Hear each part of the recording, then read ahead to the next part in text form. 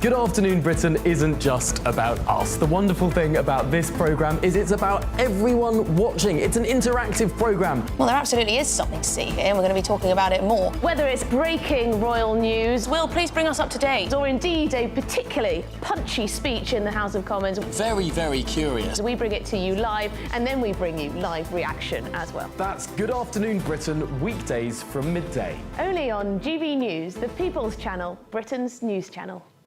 Hi there, I'm Michelle Dewberry, and I'm going to take a second to tell you all about my show, Dubes & Co. We start off with the issues of the day. We then bring in both sides of the argument. We get rid of the disrespect. And then you throw me into the mix. And trust me, I'll tell it exactly how it is. And then, of course, the magic ingredient, you at home. We mix it all together, and what have we got? In my opinion, the best debate show in town. Monday to Friday, 6 till 7 on GB News, Britain's news channel.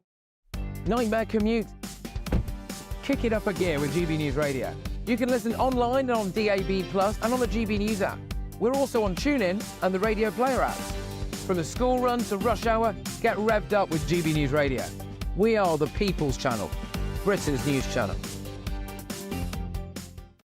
It's Patrick Christys tonight, and here we do things differently. It's explaining the absolute madness of this, doesn't it? It's explosive. I mean, this is very good. It's lively. 850. Your government sat there, Sean, and it did nothing. It's controversial. And the Middle East has been in turmoil since before I was born. It's everything you need to kickstart your evening. Everyone's had their Weetabix tonight. I love to see it. That's Patrick Christys tonight, weeknights from 9 p.m. Only on GB News, the People's Channel, Britain's news channel.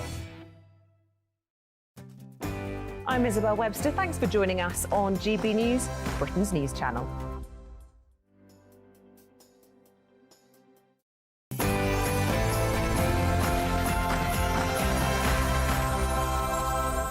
Good afternoon, Britain. It's 12 o'clock on Friday, the 13th of December. I'm Emily Carver. And I'm Charlie Peters. Britain is on recession watch. That says official figures show the economy shrank for the second month in a row in October. And that was before Rachel Reeves' business-bashing budget. How much worse could things get then? And could Prince Andrew's choice of friends get any worse? He's been accused of having close personal and financial links to an alleged Chinese spy who is now banned from Britain. Reports he even attended the Duke of York's birthday party. And Ed Miliband's renewables blitz. The Energy Secretary will overrule local residents and allow thousands more wind farms to be built across Britain. New wind turbines could be up to 800 feet high. How do you feel about that? And could Ed's big day be overshadowed by an ongoing row between himself and the cabinet colleague Wes Streeting over Syria? What about his £43,000 office refurb?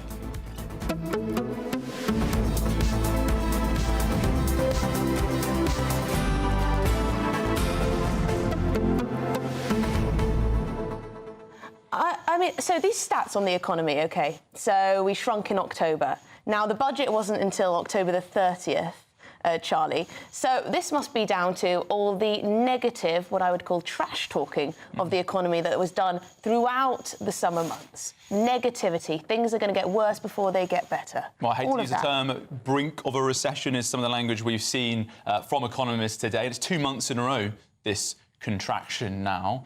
But while manufacturing is suffering, I've also heard that law firms and legal requests are surging, so there's some economic benefit there. Yeah, it pays to have a human rights lawyer as the PM, perhaps. Good time to be in the trade. Well, actually, yes. you're right. Yeah. A new government, lots of new laws, lots of more work for lawyers to get into. So there you go. Good time to be a lawyer, but not a builder, perhaps. But there you go. But what do you make of Ed Miliband's renewables blitz? These wind farms, could that be a boost to the economy? Could that bring us out of a potential recession? Well, I think everyone would love that, but so far today, Ed Miliband, it seems, the Energy Secretary, not confirming if he believes that this process will reduce bills in time for the next election. They're saying they're aiming for 2030, but of course we've been in this cost of living crisis now, Emily, for a few years, so I think there's some really pressing concerns there. I'm just thinking these new edition wind turbines. So the normal ones are 200 feet, OK, which is quite high. Apparently these new edition ones going to be 800 feet high. I mean, how do you fancy that in your backyard? Yeah, can't be the skyscraper in London, but you can get a wind turbine. Yeah, I think I'd probably pass if that was threatening to arrive in my backyard. I mean, I don't think even Ed Miliband would force you to have it in your garden, but who knows? And we are also running a Christmas tree special today. So we want your pictures of trees into us by sending them to gbviews@gbnews.com. And this is because, apparently, people aren't buying big Christmas trees anymore. Well, I think we might have bought all of them, to be honest, in the studio. I mean, there's enough big Christmas trees around us in central London. But also, we would love to hear your thoughts on all of today's stories, not just your Christmas trees, on gbnews.com/yoursay. But first, and before we get cracking, it's your headlines with Tatiana Sanchez.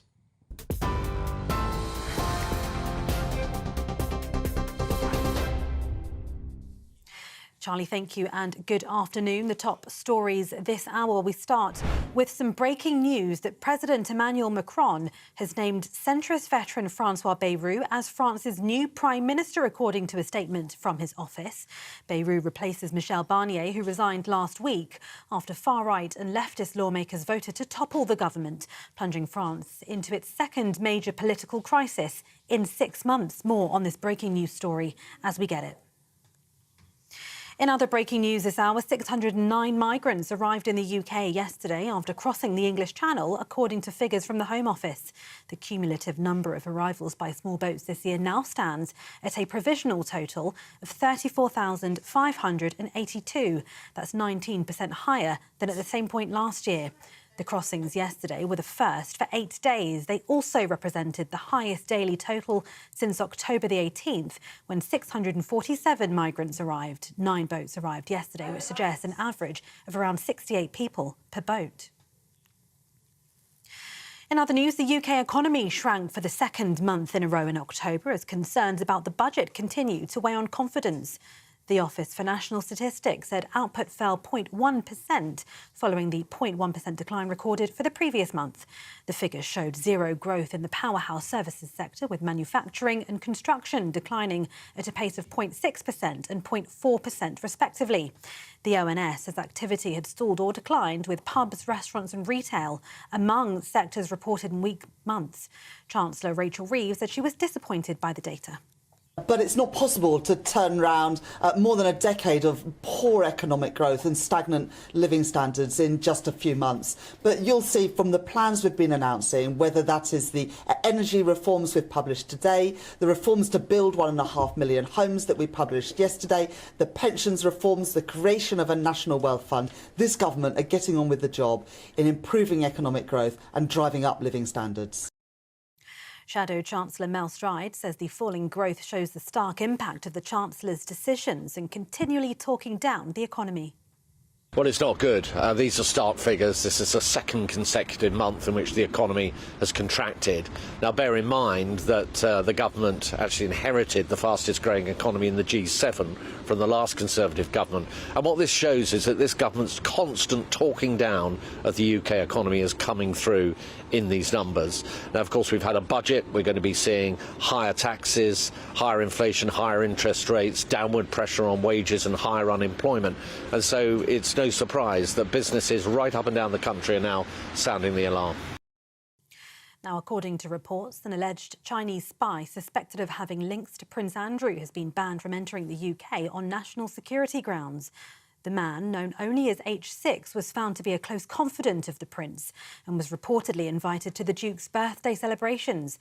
The Home Office has accused the individual of covert and deceptive activity, acting on behalf of the Chinese Communist Party. Buckingham Palace has declined to comment at this time. An investigation will take place after reports a member of Buckingham Palace staff was arrested after a Christmas party, according to a palace spokesperson. The spokesperson said appropriate action would be taken after the palace was made aware of the incident. The Metropolitan Police told The Sun officers had been called to a bar in Victoria Street after reports a customer had smashed glasses and attempted to assault a member of staff. They said a 24-year-old woman was arrested on suspicion of common assault, criminal damage and being drunk and disorderly before being released after being given a penalty notice. In other news, the actions of armed police who surrounded and arrested a 13-year-old boy after an officer mistook his water pistol for a real gun were apparently reasonable in the circumstances, according to the Independent Office for Police Conduct. The boy suffered soft tissue injuries after he was rammed off his bike by a police van and handcuffed as he was confronted by marksmen in Hackney in East London in July last year. Well, the IOPC said it investigated allegations of adultification and discrimination by police officers against the child.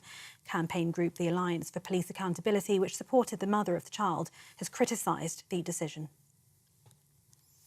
Elsewhere, planned strikes by workers on Avanti West Coast have been suspended. Members of the RMT union were due to walk out on 3 days, the 22nd, 23rd and 29th of December. The union members who work as train managers will now vote on a revised offer aimed at resolving a row over rest day working. An Avanti West Coast spokesperson said they were pleased that the RMT union have decided to suspend the strikes, which would have caused major disruption to their services during the Christmas period. They added that they remain open to discussion with the RMT and await the outcome of the referendum, where train managers can also vote on the offer. The government has unveiled a Clean Power Action Plan to decarbonise the electricity grid by 2030. Number 10 claims the move will protect households from any future energy spikes, boost growth and tackle the climate crisis. Meanwhile, some government-backed researchers have warned Secretary of State for Energy and Climate Change Ed Miliband's plans could actually increase energy bills, as people could be forced to pay premium to secure the correct technology. And 2 people have been taken to hospital and several others also injured after a fairground ride failed and crashed in Birmingham.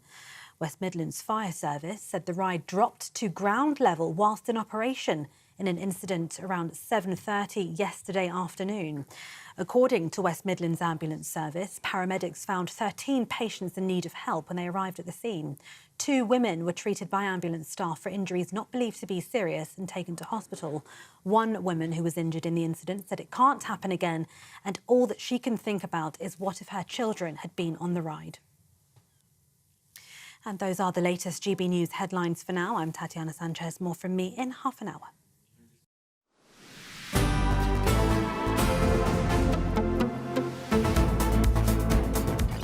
OK, welcome back. This is Good Afternoon Britain. It's now 10 minutes past 12. So, stand by and prepare yourselves. The UK is now on recession watch. The economy is shrinking, and it's the second month in a row that the country has seen negative growth. Chancellor Rachel Reeves says it's disappointing, but has promised to fight on.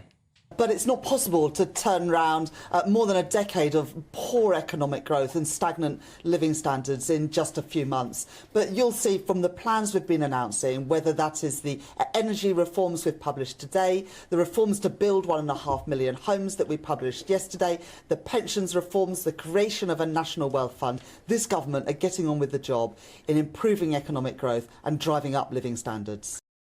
But her opposite number, Mel Stride, has blamed the government for failing the public. And what this shows is that this government's constant talking down of the UK economy is coming through in these numbers.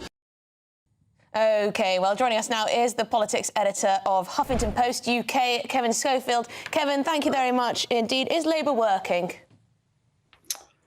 Well, right now, the economy, the economic policies don't seem to be working. They're certainly not giving the economy a jolt, which is what Rachel Reeves would have been wanting. I mean, don't forget, growing the economy, and not just growing it, but growing it at far higher a rate than was previously the case under the Conservatives, is the #1 priority for the government. It's basically what the whole Labour programme is based on. They're hoping that that will fund all the projects that they want to implement over the next few years. And then if they don't get the growth they need, then Rachel Reeves might have to come back in another budget looking for more high taxes, more borrowing, which is, she appeared to rule that out just a couple of weeks ago at the CBI annual conference. So, yeah, undoubtedly, these are bad figures for Rachel Reeves, because it's not just October, it's September as well. And unless things start to pick up pretty quickly, then she's going to come under an awful lot of pressure. This was all before the actual budget. The business-bashing budget, which small businesses have been complaining about ever since. So could things be going to get worse after that budget? So November, December, and then January, I guess.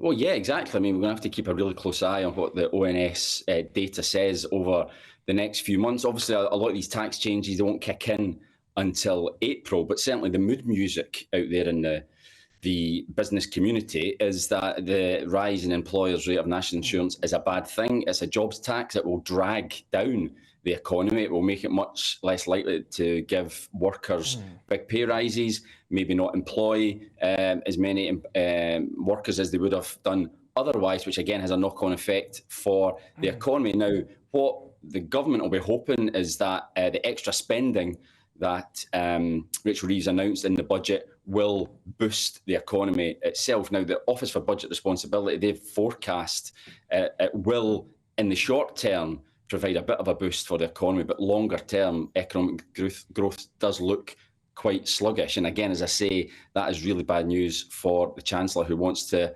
those numbers to be going in the opposite direction. Well, Kevin, you spoke about that mood music. Now, do you feel as though that negative sentiment over the summer could have affected this? And with that in mind, do you reckon there's a possibility now that inside the Labour camp they'll be thinking, OK, we need to talk up Britain a bit more now, especially in some of our dominant sectors that have contracted quite heavily over the last couple of months? Definitely. I mean, it's now 5 months since the general election. I think the excuse that it's all the Tories' fault is starting to wear very thin indeed. This is now firmly Labour's watch, and they have to carry the can for the bad news that flows, if there is any bad news. So yeah, I think we will see probably a lot more optimistic words from the Chancellor. Kevin, how long does Rachel Reeves have? Sorry to interrupt, but how long does Rachel Reeves have to prove herself? Because she said growth 31 times in her budget. It doesn't look like there's much growth going on. So how long has she got? Does she need to resign? No, I don't think she needs to resign. There's one thing that's different, I suppose, with this relationship between number 10 and number 11. They are clearly very close. There's no division, really, between Keir Starmer and Rachel Reeves on economic policy. That's not always been the case in the past, obviously, not least if you think back to Tony Blair and Gordon Brown, for instance. So she has Keir Starmer's complete backing. So I don't think there's any risk to her position as Chancellor. But listen, she'll be judged by results. And if a year's time, 2 years' time, the economy is still bumping along the bottom, then I think the pressure will maybe grow on Keir Starmer to think about a change. But right now, there's no imminent prospect of that. Right. Kevin, thank you very much for joining us. Well, moving on, the news was particularly concerning for pubs and restaurants, as they've already been left with uncertainty before the autumn budget. Well, we can speak now with the pub landlord for The Dog at Wingham in Canterbury, Mark Bridgen. Mark, thank you very much for coming on to Good Afternoon Britain. What's been your reaction to this news this morning, the economic contraction? Are you feeling that in your pub? Yeah, it was no surprise at all. And for hospitality to be in the headlines, yeah, it's a pretty bleak picture. You know, we're meant to be in the busiest period of the year, and it's far from where it should be. And that's what I'm getting from anyone I speak to, you know, in hospitality, from cafes to restaurants to pubs to hotels. Total lack of confidence from the public. You know, footfall is down significantly. You know, we're about to head into an incredibly busy lunchtime, and there's a big party going on. It's going to be a fantastic day, but there's a lot of days that aren't fantastic. And looking ahead to the new year, this week I've heard that a local pub, you know, a couple of miles from here, they're closing their doors on the 2nd of January, and it's all we hear. I'm afraid there's not much good news. You know, I feel we've been in a recession for a long time now. And Mark, you mentioned that it was negative sentiment among people in the sector, in hospitality, but also from the public. Now, do you feel as though that the negative sentiment perhaps from the government at the start of their now 100 days has meant that people are feeling more nervous about going out and spending cash? And do you think that's affecting your business? Yeah, I think everyone's feeling the squeeze. They have been for some time, you know, utility crisis, cost of living, all of these things, their mortgages going up significantly.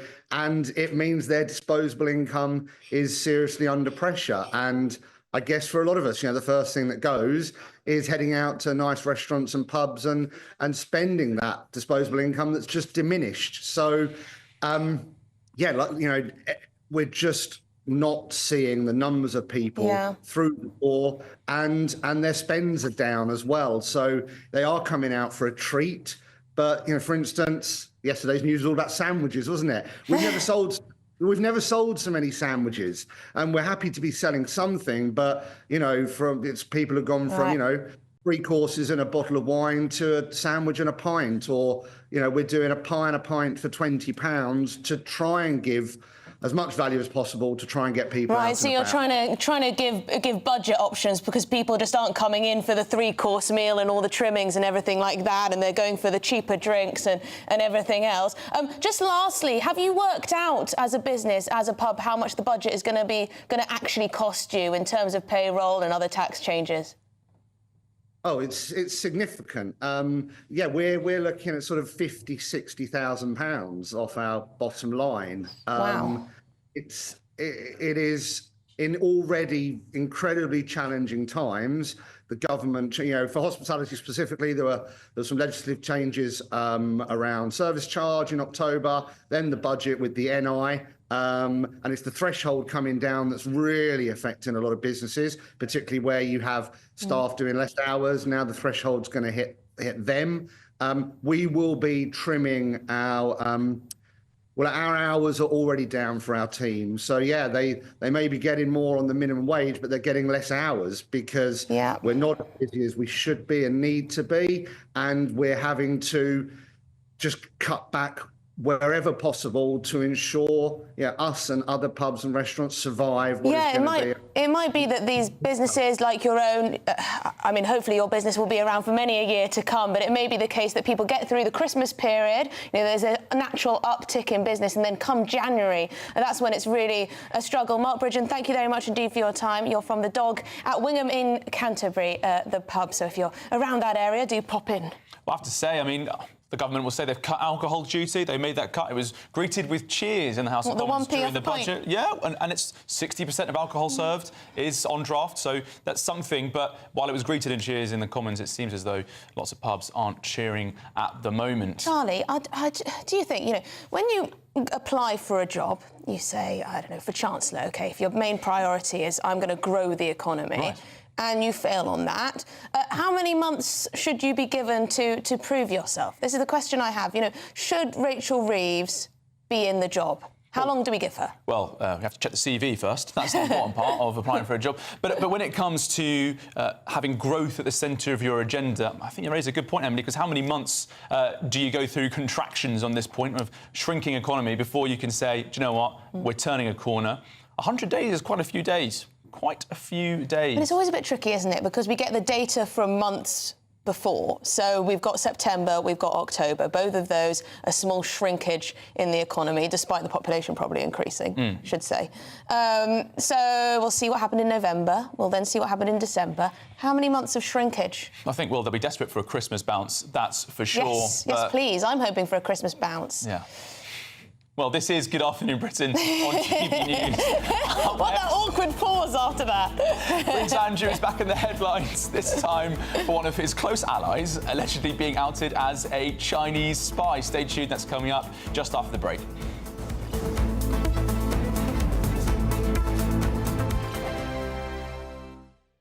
Sunday with Michael Portillo from 11, only on GBNews. Christmas canapé offers partygoers a small treat that staves off hunger and soaks up the fizz.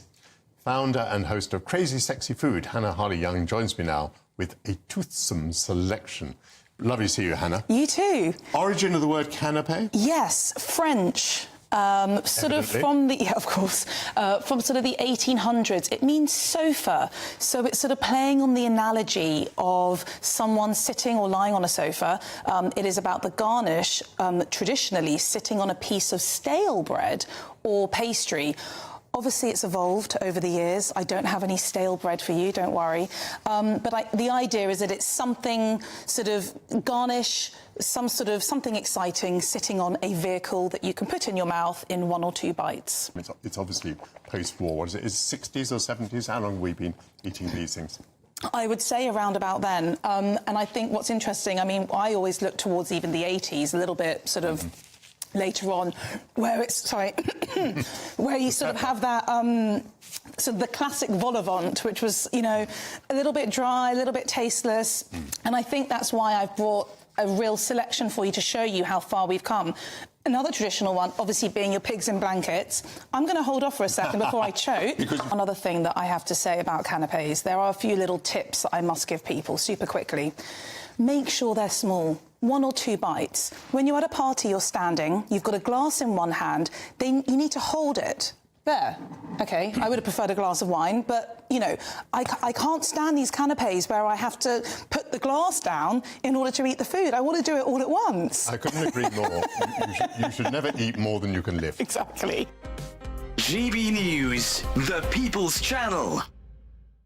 If you want your news to be straight talking, this is a nightmare for the Conservatives again. Down to earth. It's not just Nottingham where this is happening, is it? And most importantly, honest. Hard-working, middle-class taxpayers, they'll get their book thrown at them. They catch me, Martin Daubney, Monday to Friday, 3 till 6 p.m. on GB News, Britain's news channel.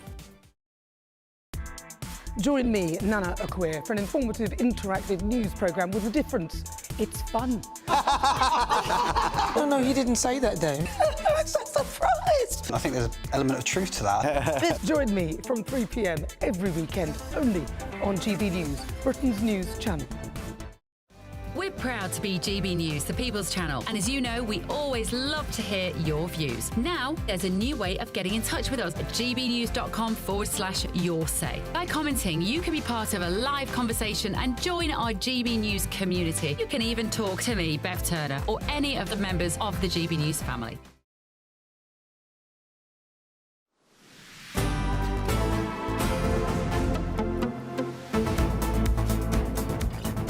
Good afternoon, Britain. It's 12:24. Now, more bad news for Prince Andrew and potentially the country, as new reports claim that one of his close confidants is an alleged Chinese spy. Now, according to a secret hearing, the alleged spy was so close to Prince Andrew that he had been told he could act on the Duke of York's behalf when dealing with potential investors in China. Wow, this guy really chooses his friends. However, the Home Office decided to bar him from the UK in July 2023, the spy that is, after MI5 deemed him to be an agent who had engaged in covert and deceptive activity on behalf of the Chinese Communist Party. Well, we can hear more about this now with our royal correspondent, Cameron Walker. What have we learnt from these revelations overnight about this relationship between the Duke of York and this alleged spy? Well, it's yet more bad press for Prince Andrew. It's the Chinese businessman known only as H6, as you say, was banned from the UK last year. And he lodged an appeal with the Special Immigration Appeals Commission, which, if it is to do, if someone's banned on the grounds of national security, that's the courts that they go to. And the court heard that he had a very close working relationship with Prince Andrew. He actually attended Prince Andrew's birthday party in February 2020.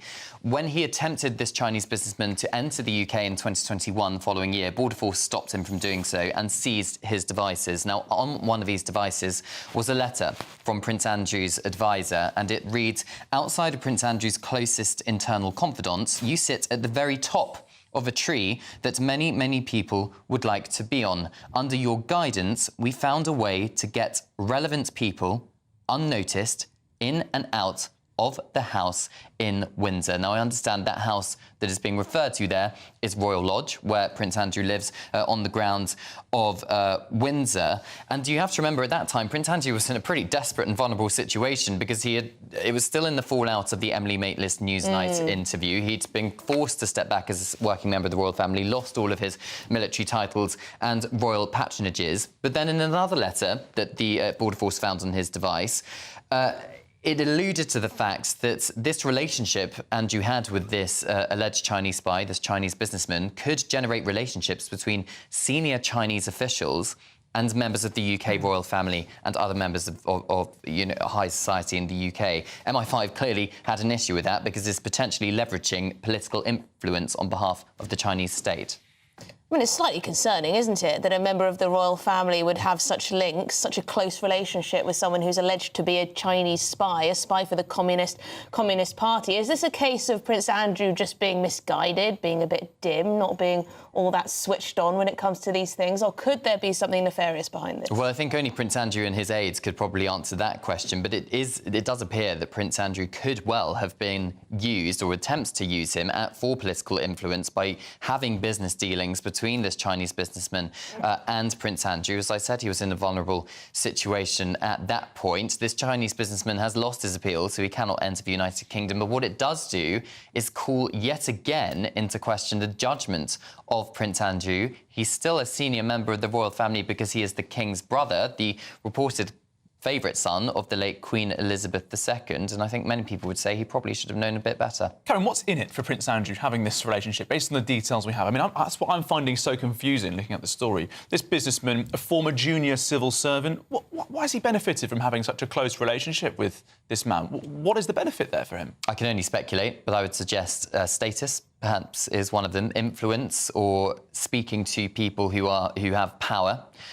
Money potentially could be an issue as well. We're not quite sure how Prince Andrew is funded. We know he gets a modest Navy pension from his time in the Royal Navy. It's reported, I can't confirm this, but it has been reported that King Charles has financially cut him off. Of course, there was a huge question mark over how he was paying for both the rent and the upkeep of Royal Lodge, which is in a bit of a state in terms of it's quite old and needs repairing. He's found the money from somewhere, reportedly, but we're not sure where he's found that money from. And I'm not alleging anything here, but there is a big question mark over that. Goodness me. Well, another slightly bizarre royal story is this issue of this palace maid being arrested after a raucous staff party. What on earth is going on there? Yeah, drunken brawl. So there was drinks for around 50 servants inside Buckingham Palace on Tuesday afternoon into the early evening, I should say.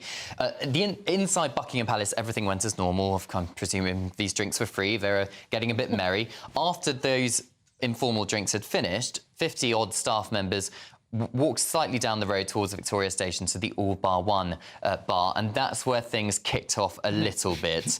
And one maid got, according to the Sun newspaper, so drunk that she got very drunk and disorderly and attempted to punch the bar manager at All Bar One, was subsequently arrested for common assault and put into a police cell. We've had a statement from Buckingham Palace, and they say, "We are aware of an incident outside the workplace involving a number of household staff who had previously attended an earlier evening reception at the palace. While this was an informal social gathering, not an official palace Christmas party, the facts will be fully investigated with a robust disciplinary process followed in relation to individual staff, and appropriate action will be taken." I suspect that 24-year-old female maid had a bit of a sore head on Wednesday morning inside a police cell when she woke up. Yeah, let's hope the bar manager didn't either as well. Right royal knockout sounds. I don't know about you. Who hasn't had a punch-up, you know, down at the Old Bar One? At least it wasn't the slug and letters, eh?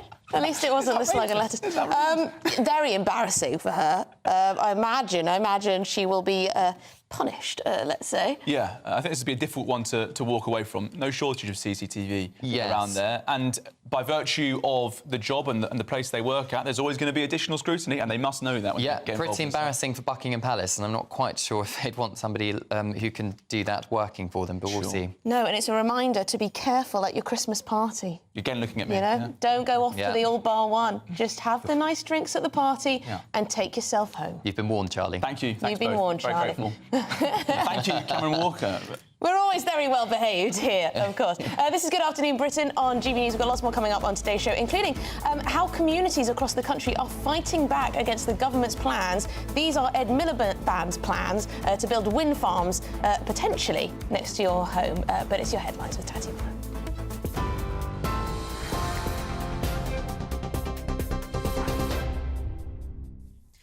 Emily, thank you very much and good afternoon. The top stories. Well, we start this news bulletin with some breaking news that a coroner has concluded that a former British paratrooper was unlawfully killed in Ukraine. Daniel Berg died from multiple gunshot wounds in September last year. Well, at the inquest today, the coroner said Daniel was unlawfully killed by someone who purported to be his friend. He died with bravery and valour, but was killed by cowardice and dishonour. More on this breaking story as we get it. And in some more breaking news this hour, Downing Street has insisted the government's position on Syria is very clear after two cabinet ministers expressed differing views on the Commons vote on UK military action in the country in 2013. Energy Secretary Ed Miliband says he does not regret blocking British intervention in Syria when he was Labour leader after Health Secretary Wes Streeting suggested the UK's hesitation, he said, allowed the Assad regime to last for longer. Speaking today, Miliband defended his decision, saying there had been no clear exit strategy and he had not wanted to put British troops in harm's way. More on this as we get it. In other news, the UK economy shrank for the second month in a row in October as concerns about the budget continue to weigh on confidence. The Office for National Statistics said output fell 0.1% following the 0.1% decline recorded for the previous month.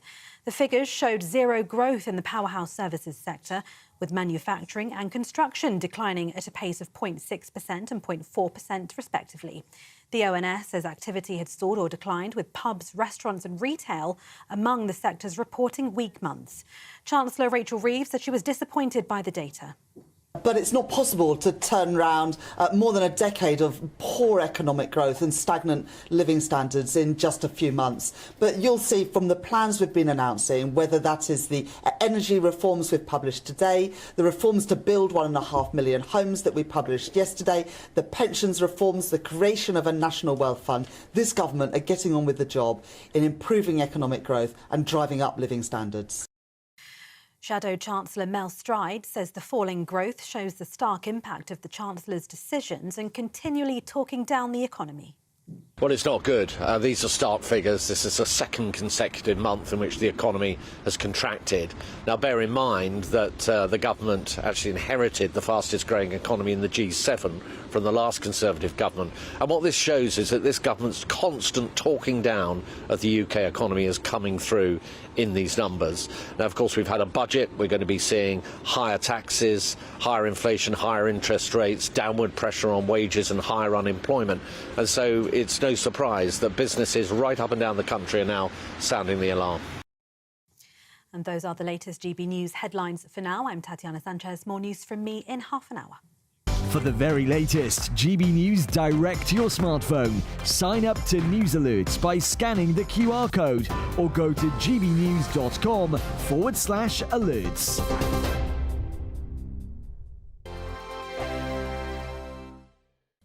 Time for your latest weather update from the Met Office here on GB News. It's been a fairly cloudy week and another pretty drab day for most. Some rain and drizzle here and there, but many places will stay dry. We are in for a change, though.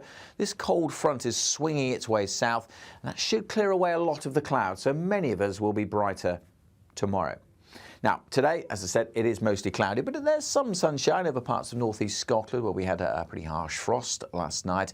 Elsewhere, a lot of cloud, some rain and drizzle, southern Scotland, parts of the southwest, and there's that weather front coming in. That'll bring some wet weather across the Highlands come this afternoon and into the evening. Many places just dry and cloudy with temperatures around or a touch below average. The winds, though, are pretty light. It's going to feel quite cool, I suspect, though, with these outbreaks of rain coming into the southwest. Probably nothing too heavy, but certainly a damp afternoon for Somerset, Devon, Cornwall, parts of South Wales. A bit of light rain and drizzle further east, but a good chunk of England will stay dry.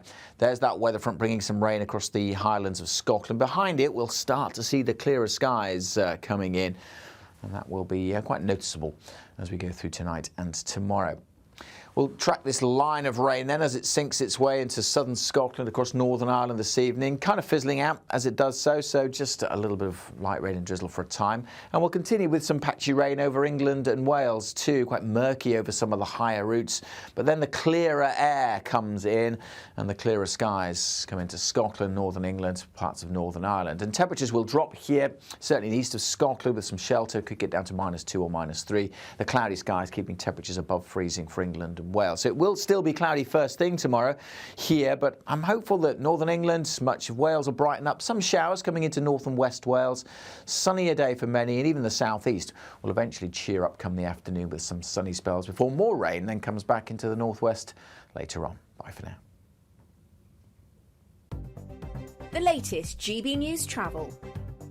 Traffic for the clockwise side of the M60 to earlier emergency repairs from Junction 1 at the Swinton interchange through to Pendlebury at Junction 16. All clear though for the southbound side of the M66. An earlier accident between Hollins through to Junction 18 has cleared. All lanes have reopened.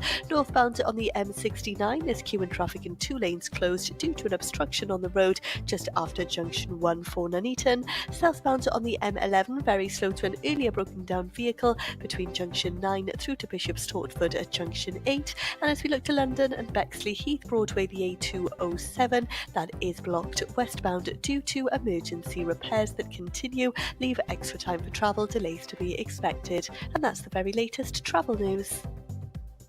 You can stay up to date throughout the day by visiting our website gbnews.com.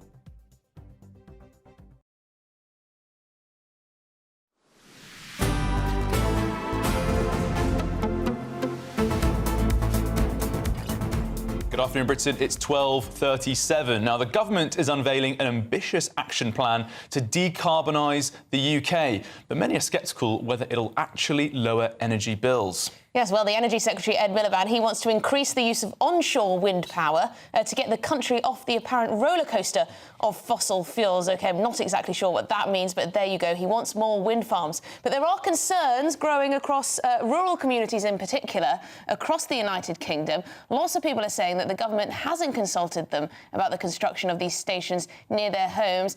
And it looks like Ed Miliband doesn't want to consult local communities at all when it comes to these wind farms. And I was reading this morning that some of these wind turbines could be up to 800 feet tall. Now, they're usually about 200. Yeah, well, talk quite tall, isn't it? About a turbocharged upgrade to the normal. But joining us now to discuss this is Head of Policy at the Global Warming Policy Foundation, Harry Wilkinson. Harry, thanks for coming on the show. Ed Miliband, he says that this transition is unstoppable. Is he right? Well, I certainly hope that he's wrong. This is a huge mistake that he is undertaking. People do want to get energy bills down. I support him in that. And I also support him in terms of unblocking the planning system, which is preventing so much of the infrastructure that we need. The problem is he's focusing on the wrong technologies here. And the reason is, we build more wind, whether that's offshore or onshore, and increasingly we're going to be having too much wind when there's not actually a need for that power. But at the same time, having many periods in which the wind simply isn't blowing, and therefore we're not providing the power we need. So we're going to have an enormous backup system. Batteries are still enormously expensive as well. There isn't a plan to really deal with the intermittency that this is going to create, and therefore we can Ed Miliband was doing his interviews this morning, trying to push this idea of getting everything green and how fantastic all these wind farms are going to be. But he comes a little stuck, doesn't he, when he's asked what happens when the wind doesn't blow and when the sun doesn't shine, because I believe the latest figures on where we're getting our electricity from, a lot of it's gas. That's right. And so we're facing a very high prices at the moment because there's just been this enormous pressure on the remaining infrastructure to supply that power because the wind isn't blowing. And we see this happen over and over again. What he's been doing is he's been citing these figures from the National Energy System Operator, which says that potentially his plan is feasible. But actually, you look at the underlying numbers and you see that they've forecast very high prices for gas. That's by no means certain. They forecast higher carbon costs. Those are the carbon taxes that are applied to power that comes from gas. And therefore, that is completely within the government's remit to say, actually, we could tax gas less, but they're choosing not to do that. They're choosing to impose higher prices on the general public. The prices that we pay aren't reflective of the underlying costs of generation. They're chosen by the government, and they're choosing to have these higher carbon taxes at a time when many people are struggling. So Ed Miliband's plan is one that's going to push up electricity prices further, and that's from the highest electricity prices in the world that we're paying at the moment, both for domestic and industrial consumers. We're now paying the highest electricity prices in the developing world. This is a disaster, and things can only get worse, I'm afraid. Well, Harry, Ed Miliband is saying that they're hoping, and they've seen reports, that this could get bills down by 2030. But the Energy Secretary also says this isn't just about energy security, it's about doing the right thing for the climate. He said that this is one of the biggest threats to Britain at the moment is climate change, and that we'll also have a security, an energy security strategic reserve, nuclear, the gas and coal, of course, but the priority is going to be that renewable system in order to protect the climate. What's your reaction to that perspective? Well, of course, we have to think about climate change as well. No one is saying that we should ignore that. I think the problem here is that he's thinking that he can pick winners. He can predict the future. We've seen this approach fail time and again because he's ignoring this fundamental problem of intermittency that wind has, ignoring the potential of nuclear, which could actually provide that stable, reliable, cheap electricity that we need. He's embarking on a plan that won't actually want to be copied by anyone else around the world. If we have these expensive electricity prices as we do, and that continues, then I'm afraid what other countries are going to want to copy that? He's got to realize the benefits of competition. Competitions and markets can help us discover what the cheapest technologies are, what the cheapest way of generating the electricity we need in a low carbon way is. But we're not going to do that by simply following Ed Miliband's statist plans from above. Yeah, this is the problem. So much central planning. You're not convinced. Harry Wilkinson, thank you very much indeed for coming on the show. You're from the Global Warming Policy Foundation. Difficult day for Ed Miliband today. Of course, he's trying to push all this green renewable blitz stuff, these wind farms, more solar energy, more green energy. But he is having trouble discussing the minutiae of this, the potential consequences, you know, what happens when the wind doesn't blow, when the sun doesn't shine, etc., etc. Then you've also got this row going on with his own cabinet colleague, Wes Streeting, over what happened or what didn't happen with regards to Syria back in 2013 and mistakes that were potentially made there. You've also got people asking questions about his office refurb of this £43,000, what exactly that went on. There's quite a lot to go at with Ed Miliband. Yeah, I think people are extremely nervous about the energy costs. I should say earlier, I mentioned that as part of his strategic reserve of energy sources, they'd have coal. I was wrong. They definitely won't be having coal. It's going to be gas power, batteries. And he did also mention nuclear. We heard our guest there, Harry Wilkinson, saying that Ed Miliband isn't doing enough on nuclear. He did raise it this morning in interviews when he said that'll be part of the strategic reserve. But I think some people do want to see more nuclear. They've seen it as a very effective and efficient way of achieving some energy security and just some clean energy that we need, especially amid, what is it now, the third or fourth year of his cost of living crisis? I mean, do you remember, I think it was it Nick Clegg, the Liberal Democrats, who said, no, we don't need any more nuclear. And the problem is, it's all well and good for Ed Miliband to say, yes, nuclear will be part of the mix, fantastic, fantastic. Nuclear power plants are hugely expensive and they take a hugely long time to build, particularly in this country. But we have to build them, we have to get cracking. We have to, but it's not the solution to getting rid of all fossil fuels for now, anyway. For now. Well, this is Good Afternoon Britain on GB News. Coming up, a royal maid is arrested for drunk and disorderly behaviour during an unofficial Buckingham Palace staff Christmas party. We'll have the latest on that in just a moment.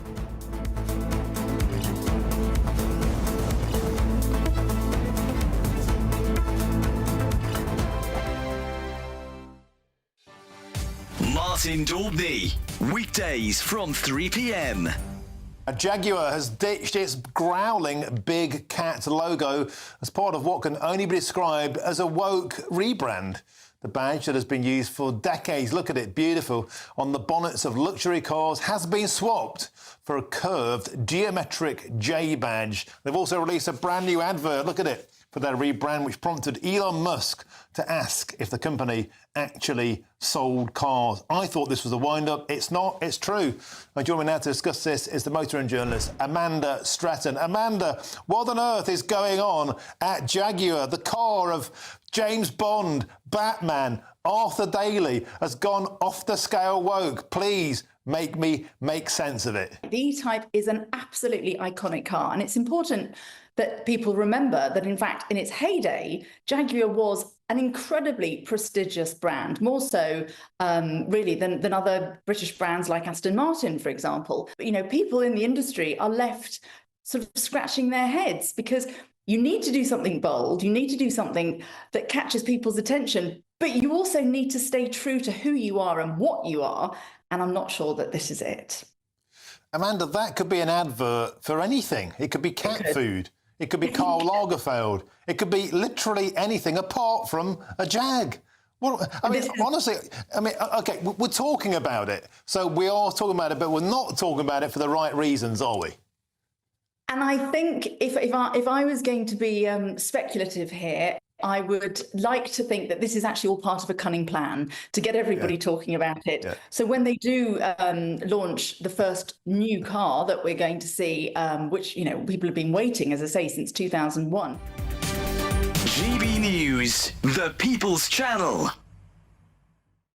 Hi there, I'm Michelle Dewberry, and I'm going to take a second to tell you all about my show, Dubes & Co. We start off with the issues of the day. We then bring in both sides of the argument. We get rid of the disrespect. And then you throw me into the mix. And trust me, I'll tell it exactly how it is. And then, of course, the magic ingredient, you at home. We mix it all together, and what have we got? In my opinion, the best debate show in town.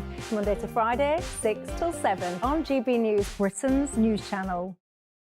It's Patrick Christys tonight, and here we do things differently. It's explaining the absolute madness of this, doesn't it? It's explosive. I mean, this is very good. It's lively. 850. Your government sat there, Sean, and it did nothing. It's controversial. And the Middle East has been in turmoil since before I was born. It's everything you need to kickstart your evening. Everyone's had their Weetabix tonight. I love to see it. That's Patrick Christys tonight, weeknights from 9 p.m. Only on GB News, the People's Channel, Britain's news channel.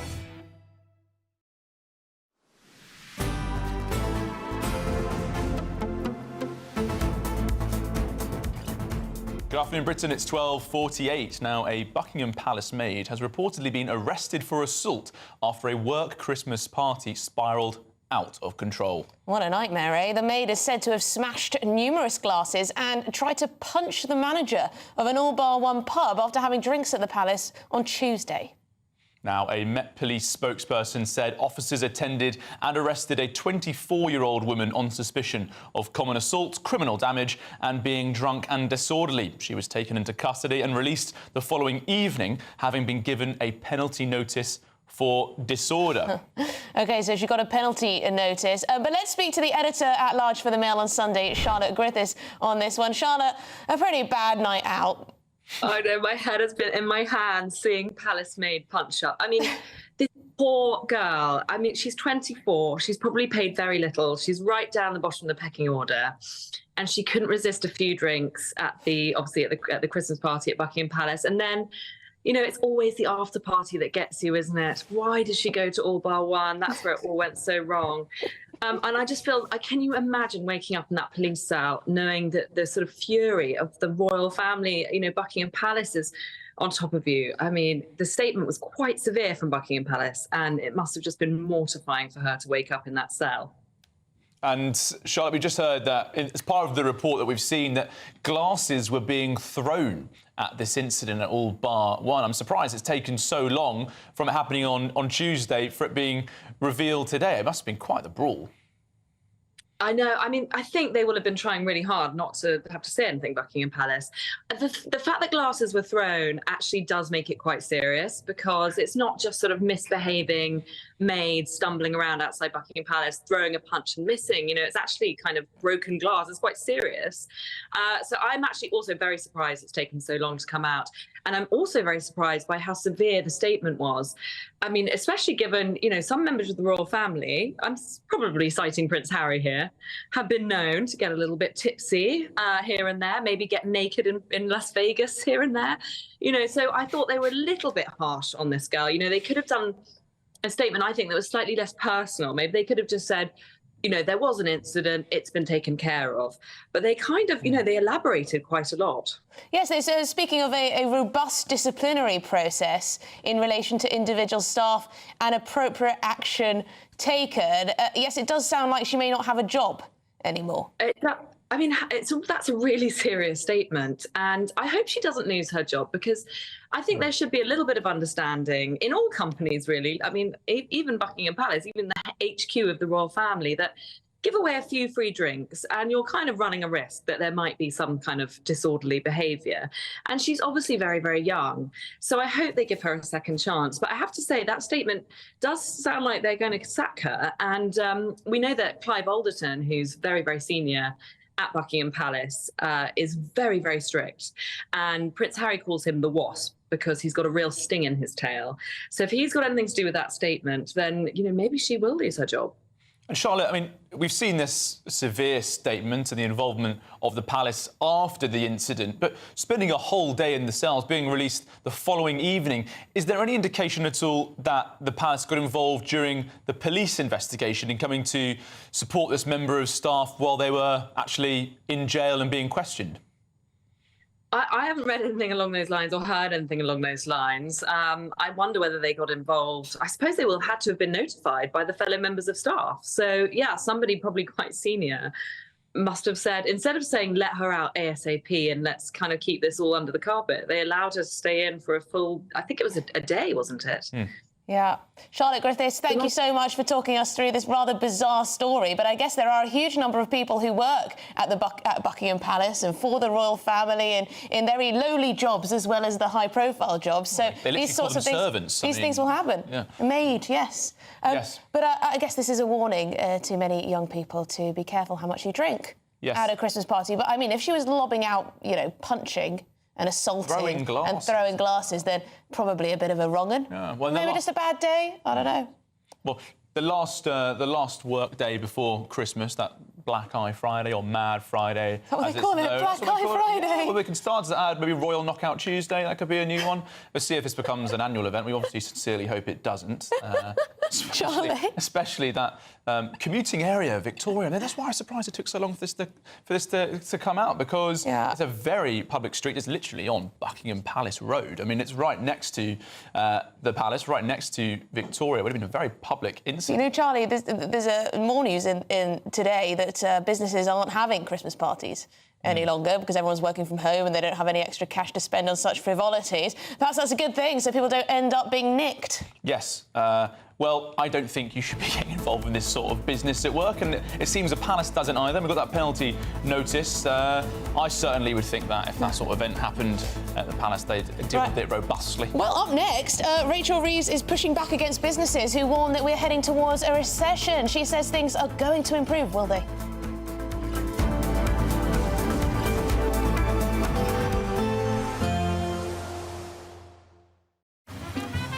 Despite the morning rain, it'll be a nice, warm, cosy day ahead. Boxed heat pumps, sponsors of weather on GB News. Time for your latest weather update from the Met Office here on GB News. It's been a fairly cloudy week and another pretty drab day for most. Some rain and drizzle here and there, but many places will stay dry. We are in for a change, though.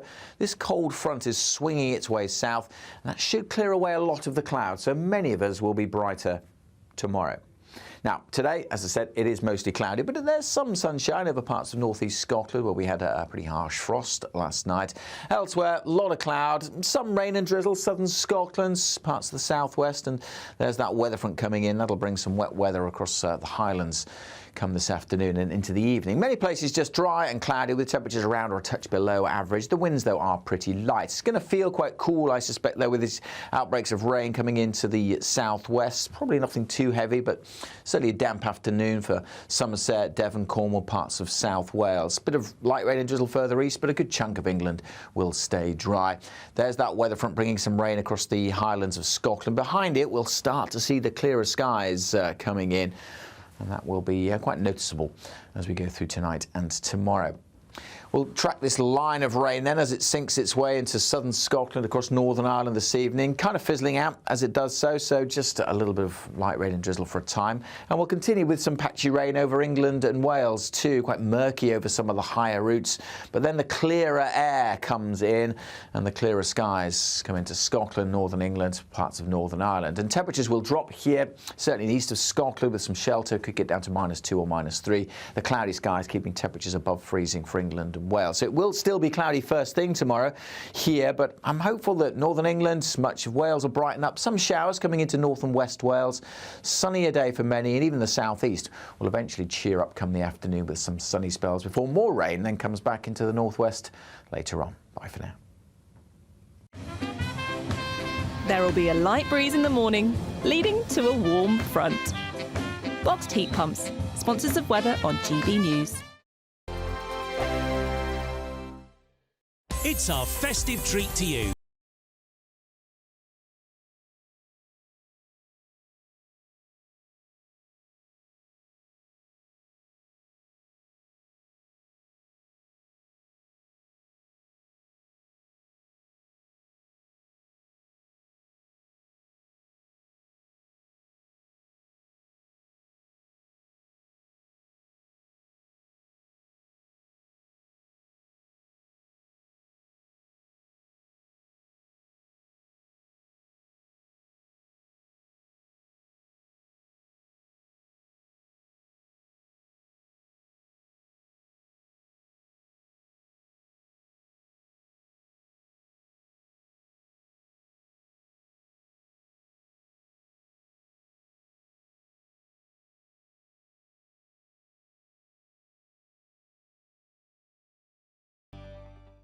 Sunday with Michael Portillo from 11, only on GB News.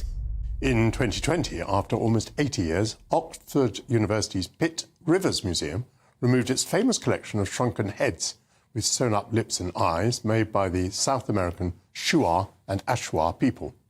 How do museums decide what should be shown and what should be confined to storage? Can controversial exhibits be left on display with suitable contextualisation in captions? Who would want to be a curator facing such controversial questions? For review, I'm delighted to be joined by journalist Eitan Smallman. Welcome to GB News. I think many people, when they hear that we're going to discuss museums or art galleries, think that it's going to be, that wokery question. But it strikes me, and I think it strikes you too, that this is not just about wokery at all. There are some really interesting ethical questions here. For example, let's start with this one, and there are several examples of it. Should we be displaying human bodies, the remains of human beings? Should we be displaying them in museums? Absolutely. It's not just the usual suspects, young snowflakes, who are objecting to these things. There are just naturally cultural shifts, and people of all ages and all political persuasions may feel uneasy about displaying human remains of any kind, especially human remains that have been taken against the will of the communities or taken violently. Hilary Mantel led a campaign to remove a 7-foot 7-inch skeleton of Charles Byrne, known as the Irish Giant, from the Hunterian Museum. He had specifically said that he didn't want to be displayed and didn't want to be taken by anatomists, and yet was displayed for a couple of hundred years until a couple of years ago. He hasn't had the burial he requested, but he's no longer on public display. GB News, the People's Channel.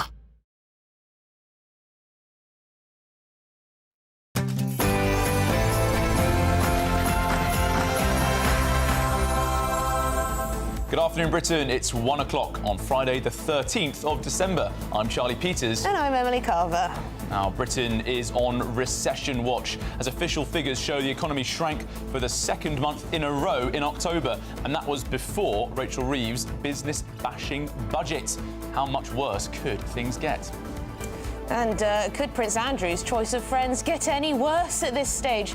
Prince Andrew has been accused of having close personal and financial links to an alleged Chinese spy who's now banned from Britain. Reports the spy even attended the Duke of York's birthday party. And Ed Miliband's renewables blitz, the Energy Secretary will overrule local residents and allow thousands more wind farms to be built across the country. Yes, that is Ed Miliband with a ukulele in front of a wind turbine. And more chaos as Christmas predicts the roads to be the busiest they've ever been since records began. The AA predicts that. Will you be stuck driving home for Christmas? All that and so much more coming up on today's show.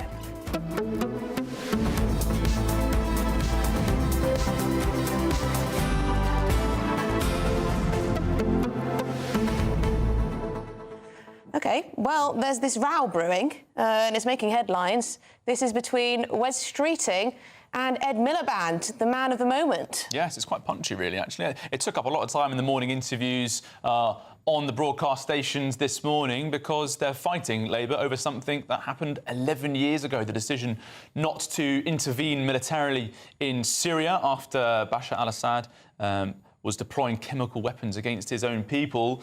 That decision now coming back to bite Ed Miliband potentially, with Wes Streeting saying that he certainly didn't agree with that move. On the big day that he's launching his energy strategy, he's having to answer questions about decisions he made over a decade ago. Yeah, I don't think this is the first time that Wes Streeting's had a little dig at Ed Miliband. Didn't he say to Kemi Badenoch that one day she could maybe become Energy Secretary, which some saw as a bit of a dig at Ed Miliband because, you know, if she's Energy Secretary, then she's a no-mark. I don't know. Perhaps that's a little bit of a stretch. But yeah, it's quite interesting that two cabinet ministers are having a bit of a public row over an issue that is obviously very important and very interesting to think about how things might have been different had they gone in 2013. But why are they bringing it back up now? Especially on a day where Ed Miliband needs to convince the country that he's going to cut their bills and everyone's going to pay less for their energy with his renewables strategy. Certainly not the distraction he wants, and probably not also the distraction the public wants, because they really want to get to grips with this wind farm, renewable-based strategy for cutting bills and keeping our energy security. Yeah, one of you's got in touch. Sorry, I can't find your name right now. I will find it. But you said that you've got wind turbines near your home, and she wanted to point out that they're actually very noisy. Right. You know, they're not silent. They're not silent at all. So if you have a wind farm near you that you weren't anticipating, it could be quite a nuisance, And then there are some people who say they're bad for the birds. They're bad for the birds. And that's the way to get everything blocked in this country. You have to spend £100 million for tunnels for HS2 to avoid, was it bats who are potentially at risk for bats, that? newts, toads perhaps, ferrets, I don't know. Badgers. God forbid the badgers get in trouble. Yeah, all sorts of animals at risk from every development we've got, and it could affect reducing our energy bills as well. So yeah, let us know what you make of it. I mean, perhaps you think we desperately need more wind turbines, and that is the answer to our energy security needs. But in other news, we are running a Christmas tree special today because apparently people aren't bothering to go out and buy Christmas trees anymore, or at least if they do, they're going for the little tiny ones. Now, I have an 8-footer at my house, thanks to Patrick Christys. But let us know what kind of tree you have. Have you got a big one? Have you got a real one? Have you got a plastic one? Let us know. Send us a picture. Why not? Shrinkflation is now affecting Christmas trees, it seems. Yeah. Also, lots of you are shocked that the pub owner, landlord we had on earlier, was selling a pint and a pie for 20 quid. I've heard it's an excellent pie, best pie you're ever going to eat. So, you know, go down there. Anyway, should we get to the news headlines? I think we probably should. Yeah, it's about time, isn't it?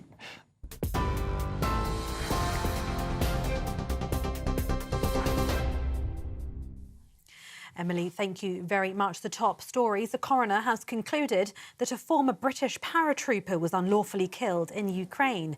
Daniel Berg died from multiple gunshot wounds in September last year. At the inquest today, the coroner said Daniel was unlawfully killed by someone who purported to be his friend. He died with bravery and valour, but was killed by cowardice and dishonour.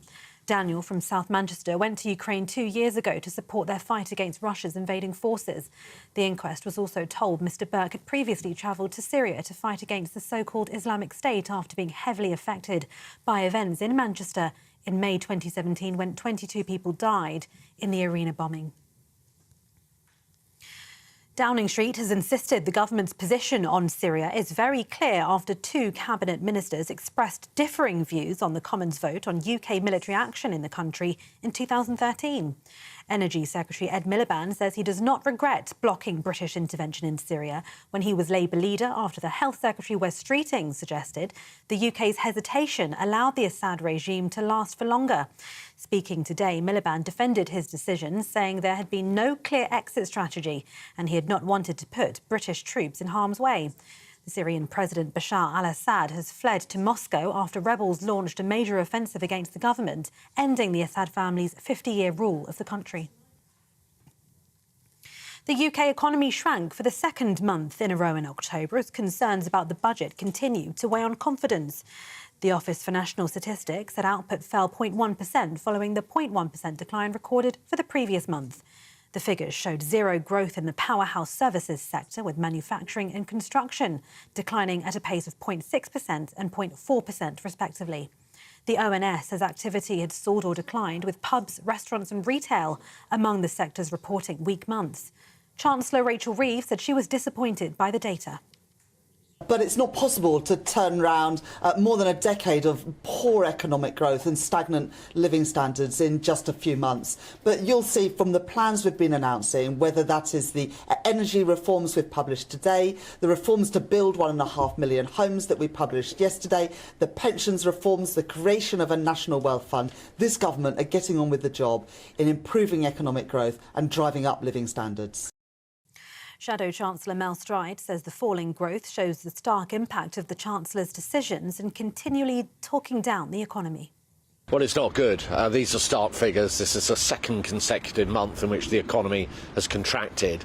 Now, bear in mind that the government actually inherited the fastest growing economy in the G7 from the last Conservative government. And what this shows is that this government's constant talking down of the UK economy is coming through in these numbers. Now, of course, we've had a budget. We're going to be seeing higher taxes, higher inflation, higher interest rates, downward pressure on wages and higher unemployment. And so it's no surprise that businesses right up and down the country are now sounding the alarm. According to reports, an alleged Chinese spy suspected of having links to Prince Andrew has been banned from entering the UK on national security grounds. The man, known only as H6, was found to be a close confidant of the Prince and was reportedly invited to the Duke's birthday celebrations. The Home Office has accused the individual of covert and deceptive activity acting on behalf of the Chinese Communist Party. Buckingham Palace has declined to comment at this time. An investigation will take place after reports a member of Buckingham Palace staff was arrested after a Christmas party, according to a palace spokesperson. The spokesperson said appropriate action would be taken after the palace was made aware of the incident. The Metropolitan Police told The Sun officers had been called to a bar in Victoria Street after reports a customer had smashed glasses and attempted to assault a member of staff. They said a 24-year-old woman was arrested on suspicion of common assault, criminal damage and being drunk and disorderly before being released after being given a penalty notice. In other news, 609 migrants arrived in the UK yesterday after crossing the English Channel, according to official figures from the Home Office. The cumulative number of arrivals by small boats this year now stands at a provisional total of 34,582. That's 19% higher than at the same point last year. The crossings yesterday were the first for 8 days. They also represented the highest daily total since the 18th of October, when 647 migrants arrived. 9 boats arrived yesterday, which suggests an average of around 68 people per boat. And Emmanuel Macron has named centrist veteran Francois Bayrou as France's new Prime Minister, according to a statement from his office. Bayrou replaces Michel Barnier, who resigned last week after far-right and leftist lawmakers voted to topple the government, plunging France into its second major political crisis in 6 months. Bayrou is seen by Macron's entourage as a potential consensus candidate, and his task will be to avoid the fate of his predecessor. Macron is halfway through his second term as president, and Bayrou will be his 4th Prime Minister this year. Those are the latest GB News headlines for now. I'm Tatiana Sanchez. More news from me in half an hour.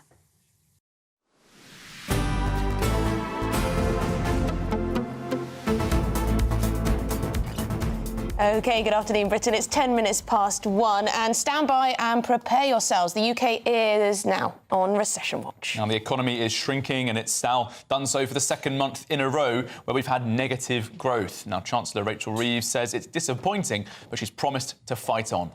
But it's not possible to turn around more than a decade of poor economic growth and stagnant living standards in just a few months. But you'll see from the plans we've been announcing, whether that is the energy reforms we've published today, the reforms to build 1.5 million homes that we published yesterday, the pensions reforms, the creation of a national wealth fund, this government are getting on with the job in improving economic growth and driving up living standards.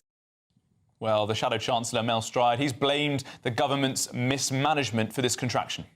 And what this shows is that this government's constant talking down of the UK economy is coming through in these numbers. OK, well, joining us now in the studio is GB News political editor Christopher Hope. Now, Christopher, you've been speaking to Number 10's spokesperson. Not good news to come out today. What is their response? Well, they're saying, Emily and Charlie, great to see you in the studio, of course, on Friday. Yes, thank you. They're saying growth is the #1 mission for this government. They're saying they're driving that economic growth. The Deputy PM's official spokesman told us about half an hour ago. They want to see growth in living standards too, and that's where they're coming from. So they say that in December, GfK consumer confidence grew by 3 points. That shows that consumer confidence is coming back in December.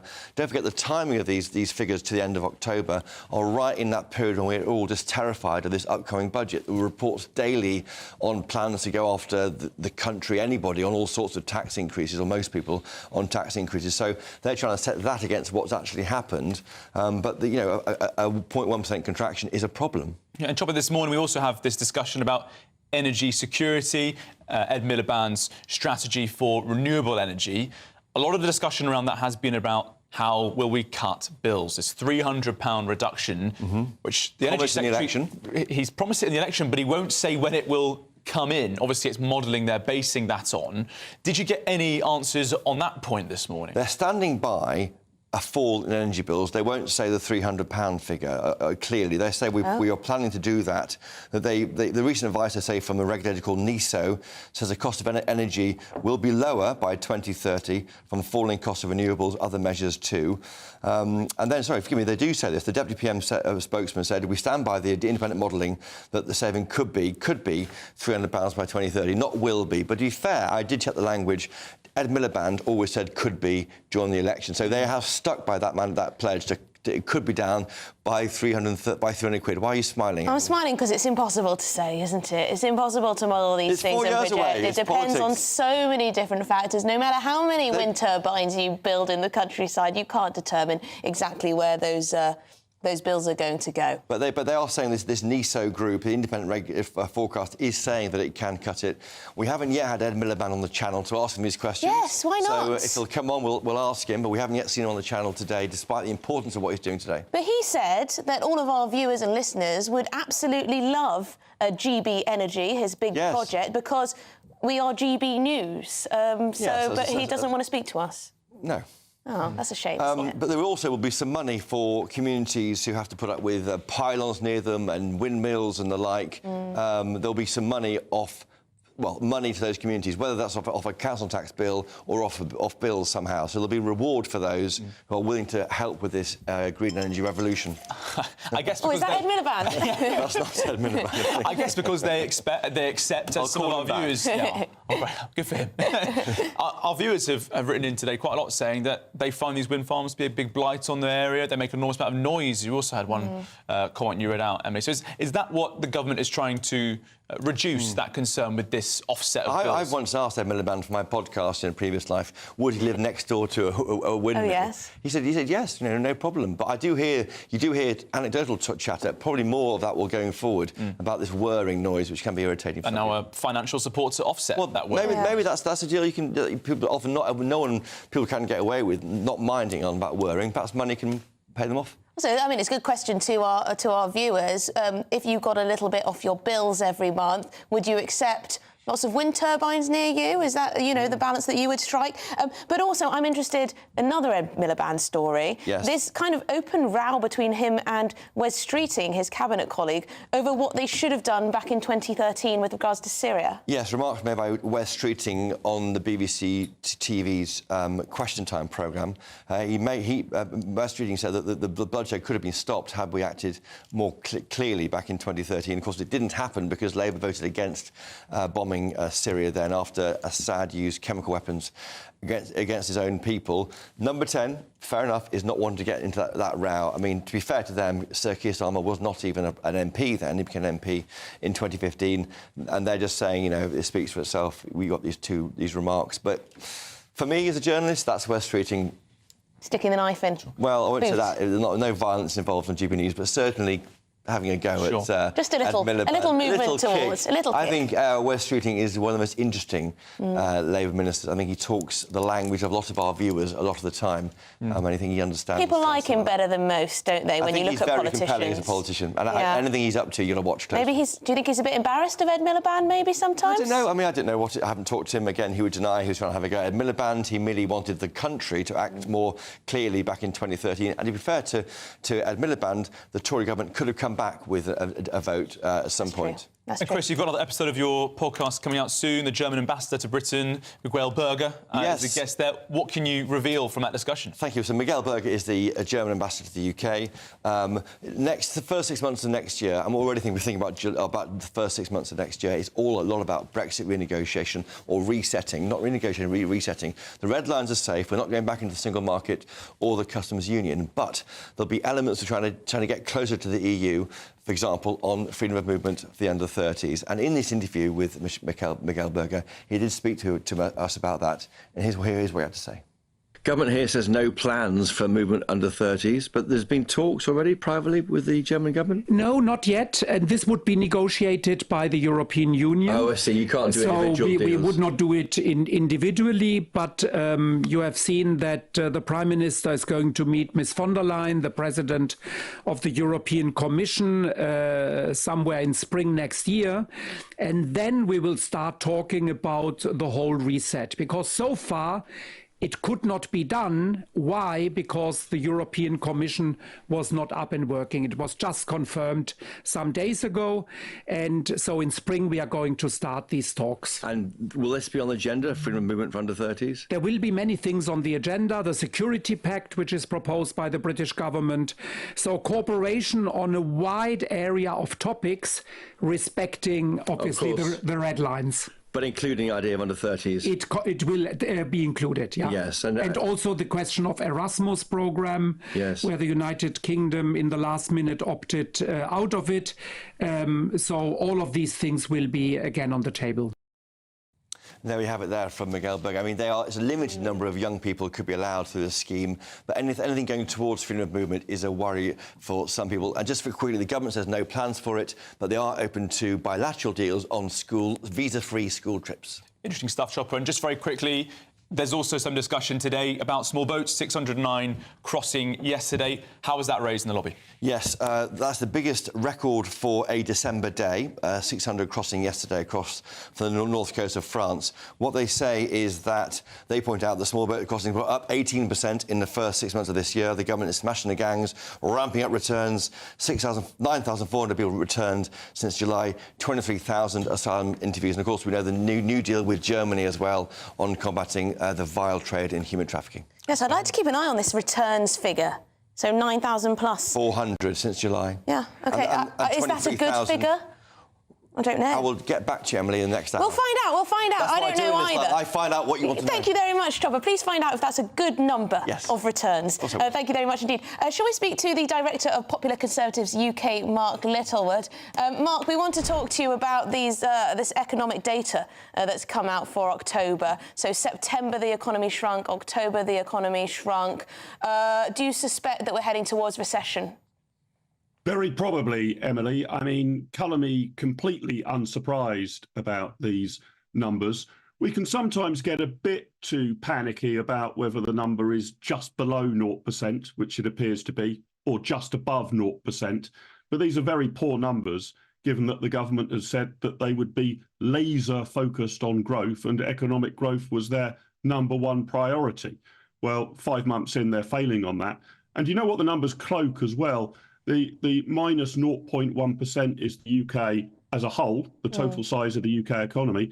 But of course, the UK population is growing rapidly. So we have a smaller economy divided by more people. So on a per capita, on a per person basis, we're going backwards by more than 0.1% per month if these numbers are right.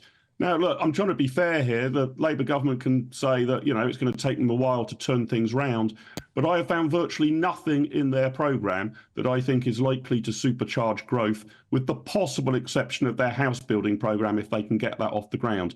If you want growth, you've got to get taxes down, not up. You've got to get spending, state spending down, not up. And you've got to deregulate rather than passing more and more regulations, which they're about to do, to completely mess up the employment market. And Mark, what can we make of the different sectors that have been affected by these contractions? What do you think that says about the sort of economic downturn we're experiencing at the moment? Well, I think actually across the board, you can try and dig into, manufacturing being hit particularly badly, for example. But I fear that this reflects a loss of confidence in business and the view that the UK is not a particularly benign climate to invest in at the moment. And of course, these numbers predate the budget, which has put further costs on businesses. So I'm not an economic forecaster, and it's very difficult to predict to a decimal point what might happen next month or the month after. But I'd say the trajectory is very concerning. And if we get further policies like Rachel Reeves' budget, the position will deteriorate further still. I'm not expecting her to U-turn on that budget, but a government that wants growth, claims that its number one priority is growth, claims to be laser focused on growth, needs to have a plan, as I say, to get tax and regulation down, whereas virtually everything we've heard from this Labour government so far is about putting taxes and regulations further up. That if they continue on that path, going backwards by 0.1% a month will look like a picnic. We'll go back a lot faster than that. Yeah, Mark Littlewood, thank you very much indeed. A sobering analysis, but let's hope things can turn around. We shall see. The policies don't really match growth at the moment, in my humble opinion. But how depressing. We are, as a country, getting poorer. So our population is growing, yet the economy is shrinking. That means per capita, every individual has less, essentially. Yes, and that line that we just heard from Mark, loss of confidence. Not drilling down too much into individual sectors. It's a general malaise applied to all. So there we go, that's cheery. All right, well, keep working, keep paying your taxes, eh? This is Good Afternoon Britain on GB News. Up next, Prince Andrew is back in the headlines, this time because one of his close allies, even a friend, allegedly being outed as a Chinese spy. He does pick them, doesn't he?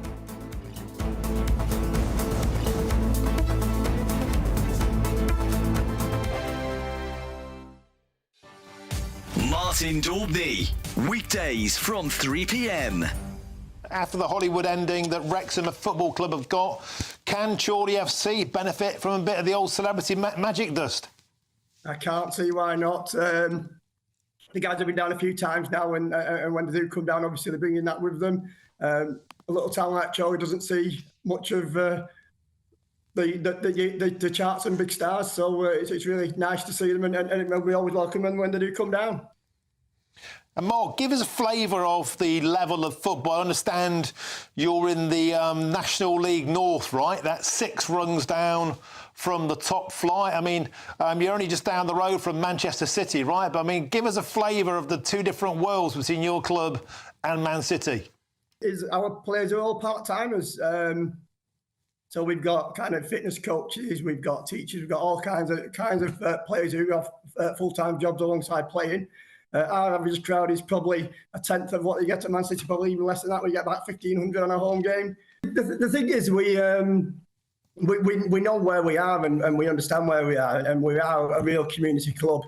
Tonight, I'm ready now. I'm off to Marine, so off over to Merseyside.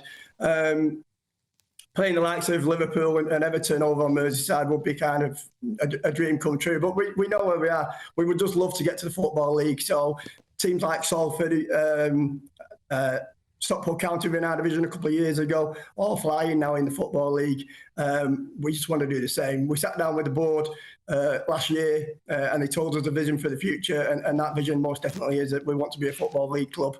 When we went to the Premier League, I know the boys have been saying that 30 years we'll be in the Premier League and winning it. Well, let's hope we are, and let's hope I'm still around to see that. GB News, the People's Channel. Nightmare commute. Kick it up a gear with GB News Radio. You can listen online and on DAB+ and on the GB News app. We're also on TuneIn and the Radio Player apps. From the school run to rush hour, get revved up with GB News Radio.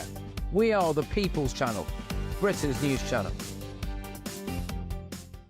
If you want your news to be straight talking, this is a nightmare for the Conservatives again. Down to earth. It's not just Nottingham where this is happening, is it? And most importantly, honest. Hard-working, middle-class taxpayers, they'll get their book thrown at them. They catch me, Martin Daubney, Monday to Friday, 3 till 6 p.m. on GB News, Britain's news channel. Every Saturday, 10 till 12, we'll bring you all of the news that you need to know. We'll also remind you that there is so much to smile about. It's my favourite time of the week. I get to relax, enjoy some light-hearted stories, and let Ellie teach me about fashion too. That's Saturday Morning Live, every Saturday, 10 till 12. Only on GB News, Britain's news channel.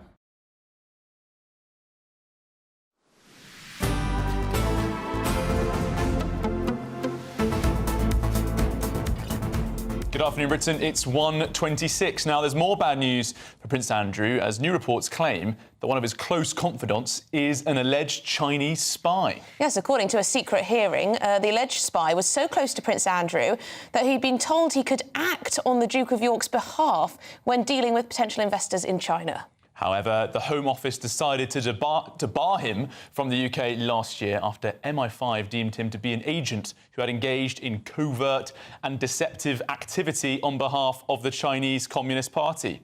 Now, let's discuss this further with the former Armed Forces Minister, James Heappey. Thanks very much for coming on the programme.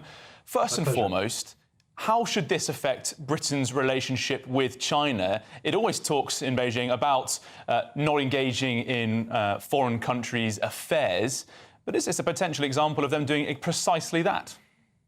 Yes, and that's exactly what it is, and it's not the first time, nor will it be the last, and that is why most people involved in our nation's national security find it quite laughable when China claims that everybody should keep out of its affairs when it so rampantly engages in everybody else's. Yeah, I mean, is Prince Andrew a national security threat if this is all true? I wouldn't go that far. I mean, I think what it illustrates is two things. So firstly, and most importantly, is the way that China does its business and the way that it seeks to subvert within other countries and the way that it seeks to gain access for malign purposes. And then secondly, and I think this is less important, but it's still something that will be of great concern to your viewers, is this sort of rather blatant peddling of patronage, even for somebody who's no longer an active frontline member of the royal family. The things that the Duke of York's officials wrote on his behalf about being at the top of a tree that others would love to be on, that is just deeply distasteful.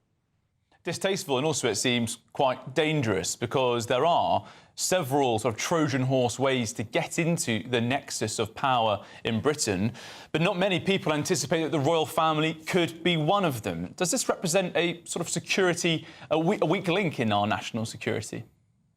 It's an interesting thought. Certainly, many countries around the globe would think that our royal family has a more direct influence on UK policy making.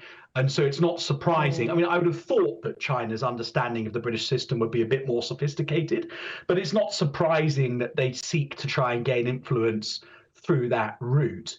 I don't think it suggests that the royal family are a security risk. My sense is that those who genuinely are on the front line of the royal family, those who genuinely are exposed to the real issues of government on a daily basis, are very aware of the security requirements that accompany this.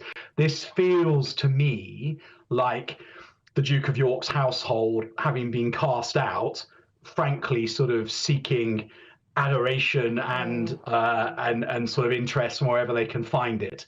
I doubt very much that you would. In fact, I won't even go further. I am certain that at Buckingham Palace, Kensington Palace, you would get a far more professional and security conscious approach taken. Yes, absolutely. James Heapy, thank you very much indeed for your time. We'll leave it there. Former Armed Forces Minister, of course. I mean, I guess it does say not just about Prince Andrew's judgment and perhaps, some blindness there, a blind spot there, but also I guess you could say that the security services should have acted quicker. Well, they were on it pretty rapidly when the the needle was found in that particular haystack, and I think Prince Andrew possibly feeling very grateful that he's got MI5 watching his back. Oh, yeah. Well, this is Good Afternoon Britain on GB News. There's lots more coming up on today's show, including the growing fear that Brits who are locked up abroad are being forgotten or, worse, ignored by the government. But before all that, let's have your headlines with Tatiana Sanchez.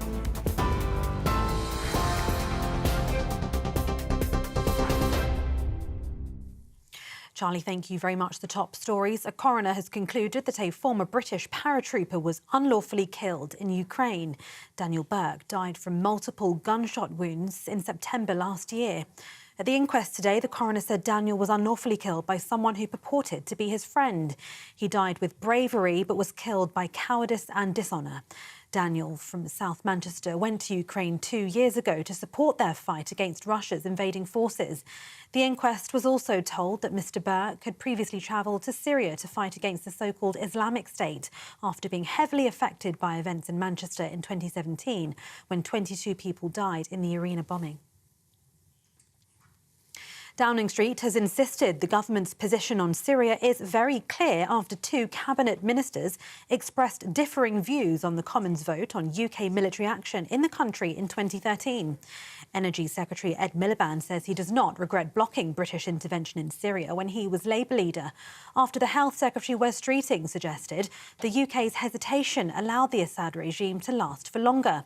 Speaking today, Ed Miliband defended his decision, saying there had been no clear exit strategy and he had not wanted to put British troops in harm's way. Syrian President Bashar al-Assad has fled to Moscow after rebels launched a major offensive against the government, ending the Assad family's 50-year rule of the country.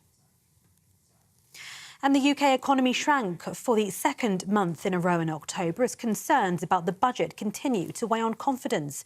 The Office for National Statistics said output fell 0.1% following the 0.1% decline recorded for the previous month. The figures showed zero growth in the powerhouse services sector, with manufacturing and construction declining at a pace of 0.6% and 0.4% respectively.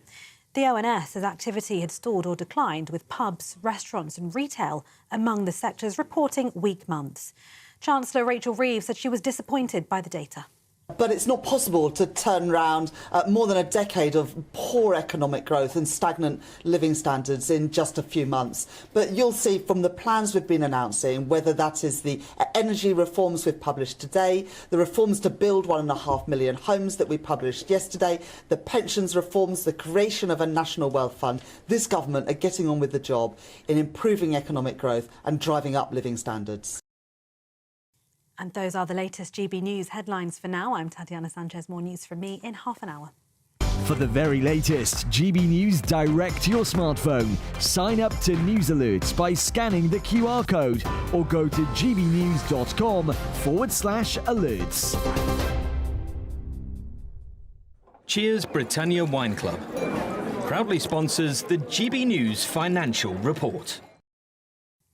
Here's a quick snapshot of today's markets. The pound will buy you $1.2666 and €1.2043. The price of gold is £2,106.85 per ounce, and the FTSE 100 is at 8,317 points. Cheers Britannia Wine Club proudly sponsors the GB News Financial Report. Time for your latest weather update from the Met Office here on GB News. It's been a fairly cloudy week and another pretty drab day for most. Some rain and drizzle here and there, but many places will stay dry. We are in for a change, though. This cold front is swinging its way south, and that should clear away a lot of the clouds, so many of us will be brighter tomorrow. Now, today, as I said, it is mostly cloudy, but there's some sunshine over parts of northeast Scotland, where we had a pretty harsh frost last night.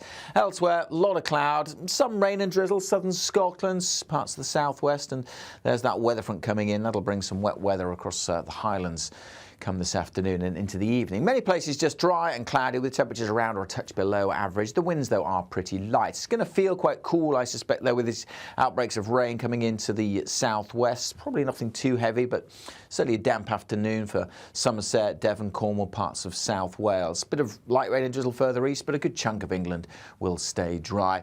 There's that weather front bringing some rain across the Highlands of Scotland. Behind it, we'll start to see the clearer skies coming in. And that will be quite noticeable as we go through tonight and tomorrow. We'll track this line of rain then as it sinks its way into southern Scotland across Northern Ireland this evening, kind of fizzling out as it does so just a little bit of light rain and drizzle for a time. And we'll continue with some patchy rain over England and Wales too, quite murky over some of the higher routes.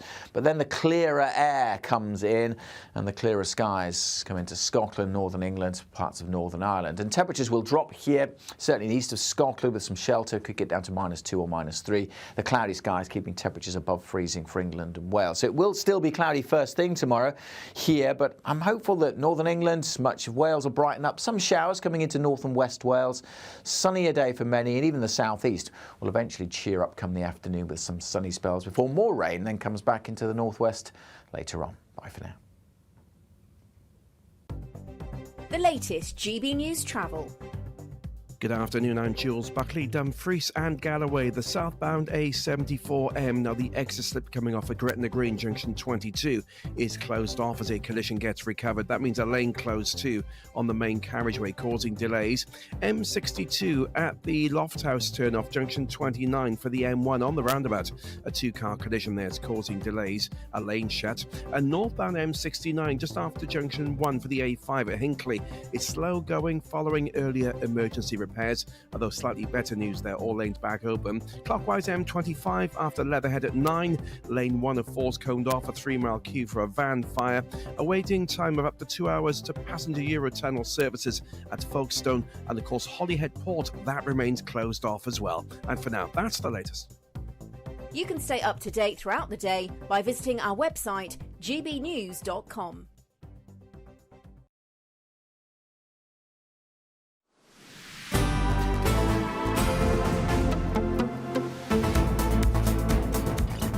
Good afternoon, it's 1:37. Now, David Lammy is being urged to put sanctions on bankers in the UAE amid allegations that a British businessman has been arbitrarily detained there for almost 2 decades. Wow, Ryan Cornelius. He was arrested on fraud charges back in 2008, but his family maintain that the allegations are completely false.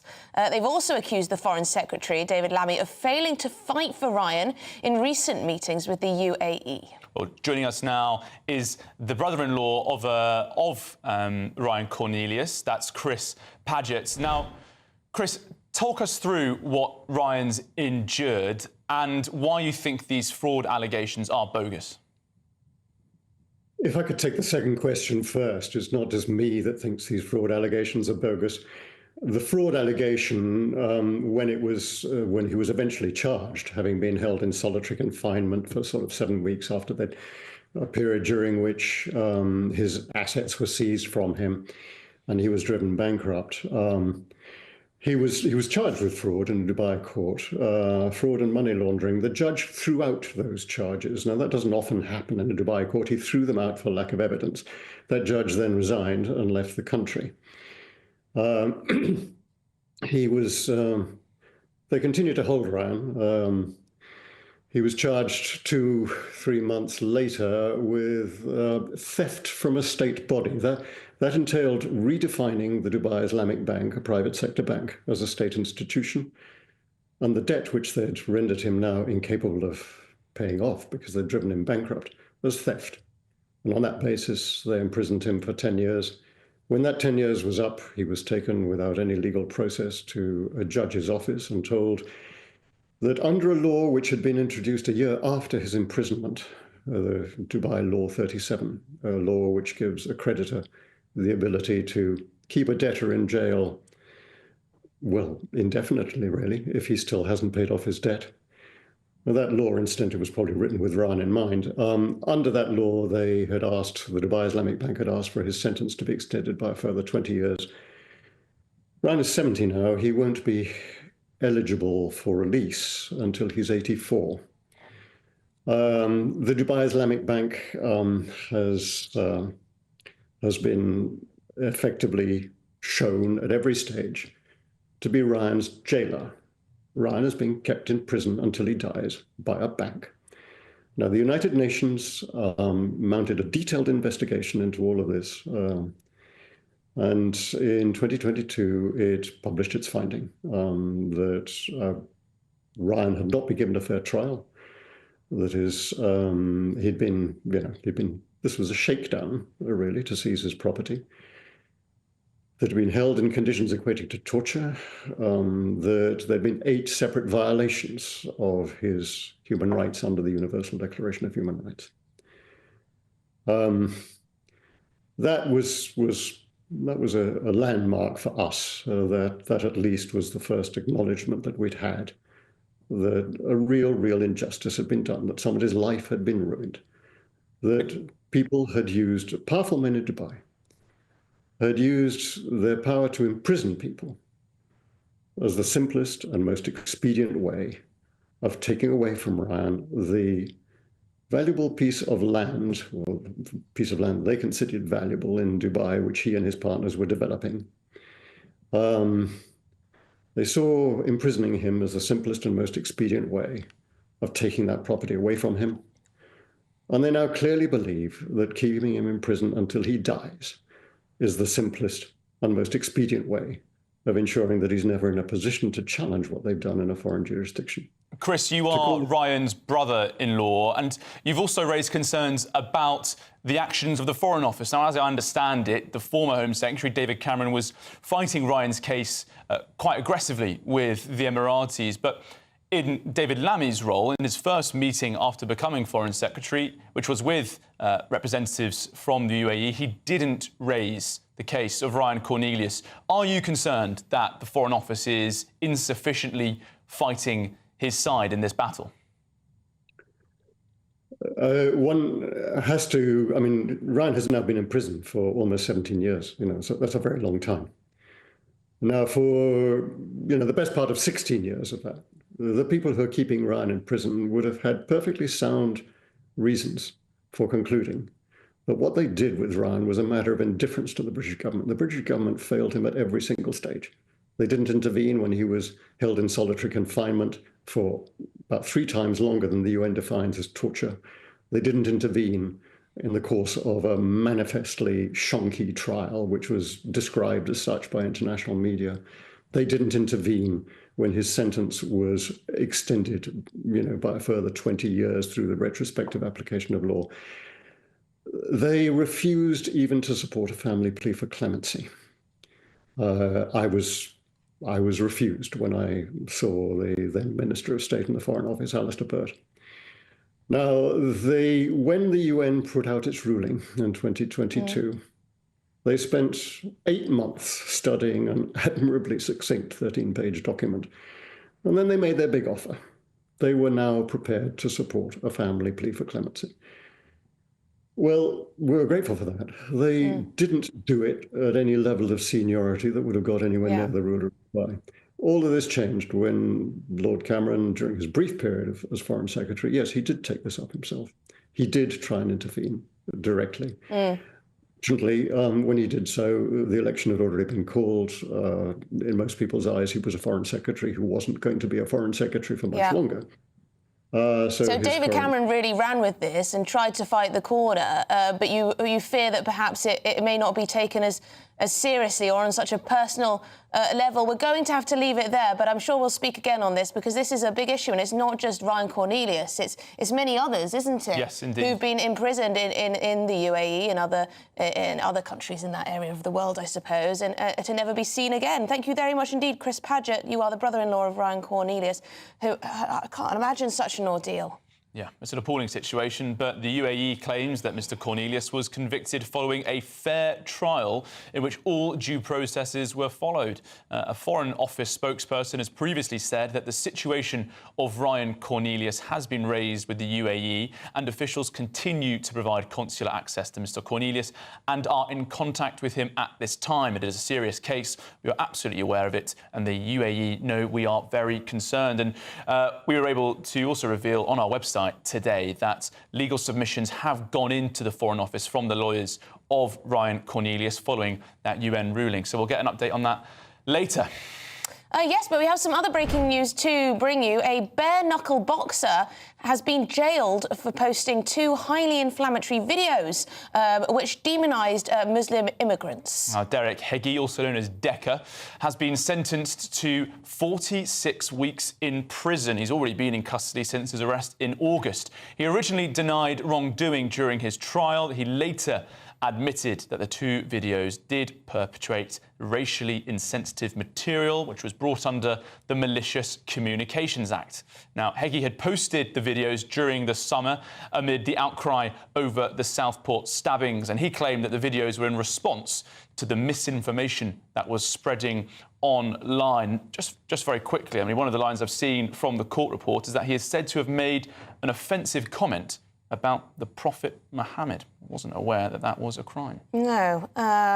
Well, we'll bring you more if we get more on that. But yes, so what's the sentence? 46 weeks. 46 weeks. Posts on the internet. Well, OK, this is Good Afternoon Britain on GB News. Could you be trapped in the biggest traffic jam the UK has ever seen? That's apparently what the AA is warning drivers this Christmas. Buckle up for that traffic jam.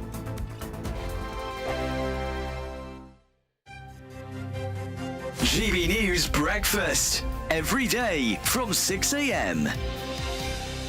Donna Ida, who joins us now. And Donna, you look spectacular in your gorgeous denim jumpsuit. Thank you. And accessories.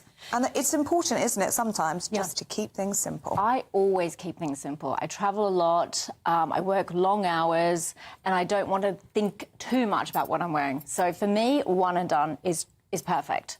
Good accessories, fresh hair, nice makeup, and you can go anywhere, including GB News when you didn't know what was happening.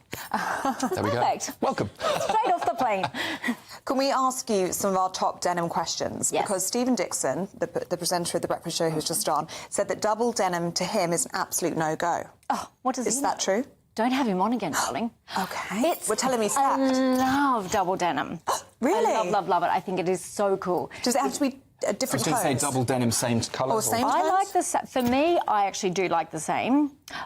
Think Saint Laurent 70s. There's an amazing one that we're doing that's going to look great on you in the new season. The Joan Jean, we've got the City Slicker shirt. Oh, it's amazing. If it's done well, it's perfect. And I like it in a paler blue, but a good mid to dark. Very chic. Yeah, you go. No, well, I was just thinking, little old me, not quite sure You look amazing, what to wear this morning. How was do a bit guys stressed. pull off denim?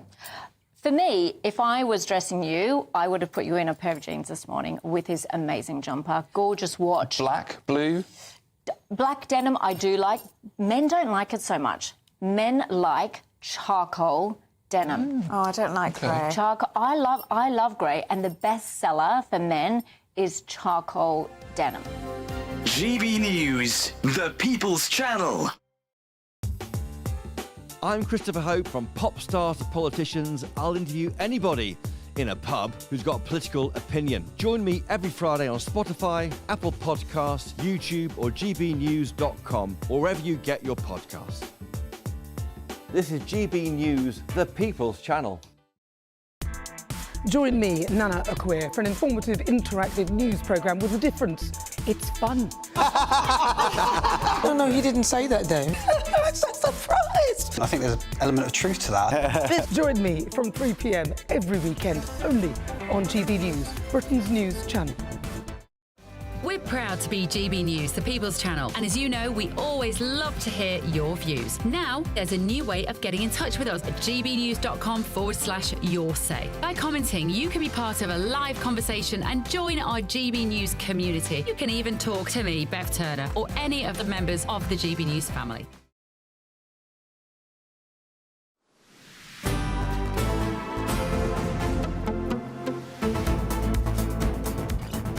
OK, welcome back. It's 1:49. Now, sorry to be the bearer of bad news, but it looks like your Christmas travel plans could be thwarted by major travel disruption. That's because train operators are warning passengers face rail misery this festive season as they struggle to convince drivers to work overtime shifts after they received a bumper pay rise in the summer. Goodness me, why won't people take overtime? I think we shouldn't be taxed on overtime. I think that would be a good motive. Anyway, the AA is also warning drivers to expect long queues due to record levels of congestion, with the busiest day on the road set to be the December the 20th. OK, December the 20th is the worst one. I think I'm working that day. Yeah, won't be an issue for me. Well, who better to discuss this than the one and only travel correspondent at The Independent, Simon Calder. Simon, should we be nervous about this news? Well, let's start with the railways. A bit of good news, actually, has come in this morning, which is that Avanti West Coast train managers had threatened to strike on the 22nd, the 23rd and the 29th of December, and now they've decided that they're going to cancel those strikes. Yes. They're still angry. It's possible they may go on strike, but the way things are working, the timing means they wouldn't be able to go on strike until New Year's Eve. So, if you were hoping to get from London Euston to Birmingham, Manchester, Liverpool, Glasgow over the festive season, it's got a lot easier, which is just as well, because there was going to be a huge amount of pressure on the system anyway, because the Midland Main Line, which goes from London to Sheffield, is going to be closed because of engineering works. So pretty much a perfect storm, but at least that little bit is out of the way. It's now just a question of how many people are going to turn up for work to do some overtime to keep us all getting to where we need to be. I'm quite angry about these train drivers and the various train staff for treating us like they're little, I don't know. There's a lot of emotional blackmail going on here, a lot of manipulation. They don't have to work. Just do your job. Well, no, but they all say we are doing our job. You get more money. Well, yes, except they've probably got enough now. This is what this study has found. OK, so the train drivers have got up to about £69,000 a year. If you're an Avanti West Coast driver, you can get, for every day you work overtime, a flat £600. For the day? For the day, yeah. That's quite the rate. And so... And you can't be interrupted you could do. So you just need to do 50 of those, so one a week, because you're only on a 4-day week. One a week, that'll take you up to £100,000 for a year. That's more than enough for anybody, I would suggest. So these people who are doing a very difficult job very well, they're just saying, actually, I'd rather spend time with my family, as I'm perfectly entitled to do. So, in a sense, this pay rise that the government has proposed and allowed and pushed through, that has, in effect, possibly reduced the amount of train driver shifts because they no longer need to get as much pay with... Well, they've got this fantastic backdated pay because they didn't have a pay rise for years, and that's now been backdated. It's just appeared in their pay packet. So they're thinking Christmas has come early, and good luck to them. I mean, they've got a good union. They do a good job. Therefore, why would they do anything else? And, of course, the union says... isn't it? I mean, it makes total sense, doesn't it? Psychologically, you know. And economically. And economically. And the union says it's the government's fault for not having enough train drivers. Why haven't you trained them more? And to be fair, ASLEF says, yep, we want a properly staffed railway, and then everyone will be happy. Yes, and they won't be asking for an extra 600 quid. Wouldn't they be a bit upset, actually, if there were more train drivers? Because then they couldn't act as a bit of a cabal. Well, there are going to be more train drivers, I hope, because they're all being trained. But to be absolutely clear, the union says, yeah, we want a fully staffed railway. I mean, the thing is, actually, to answer your question, the olden days, nobody here apart from me will remember British Rail, but in those days, pay rates were very low. And actually, overtime worked for everybody. It worked for the staff, because they could actually get up to a reasonable rate of pay. It worked for the railway, because all they needed to do was just employ fewer people, and that was easier. But it's all turned around, and now they've got lots and lots of cash. And why would they, frankly, want to work overtime? Yeah, well, it makes sense. Simon Calder, thank you very much indeed. Perhaps a bit of a mistake policy-wise, but there you go. Anyway, up next, Rachel Reeves and a potential recession. There you go. Nice news.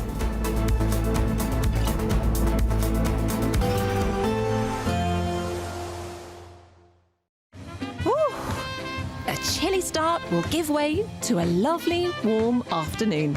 Boxed heat pumps, sponsors of weather on GB News. Yes, it's time for your latest weather update from the Met Office here on GB News. Bit of a change on the way for many of us. Something a bit brighter tomorrow. We'll finally see a bit of blue sky. By Sunday, it'll be grey again, but it will, at least by then, be a little bit milder. Grey and chilly for most today. Bit of drizzle here and there. It's a bit of a messy weather picture, but this line of rain tracking south will introduce clearer skies behind it. And that will be spreading its way right across the south by tomorrow. But certainly tonight, it'll stay cloudy in the south. That keeps the temperatures up with the clearer skies. Certainly in eastern Scotland, we will see some frost here. But we should also see some sunshine across Scotland, northern England, North Wales.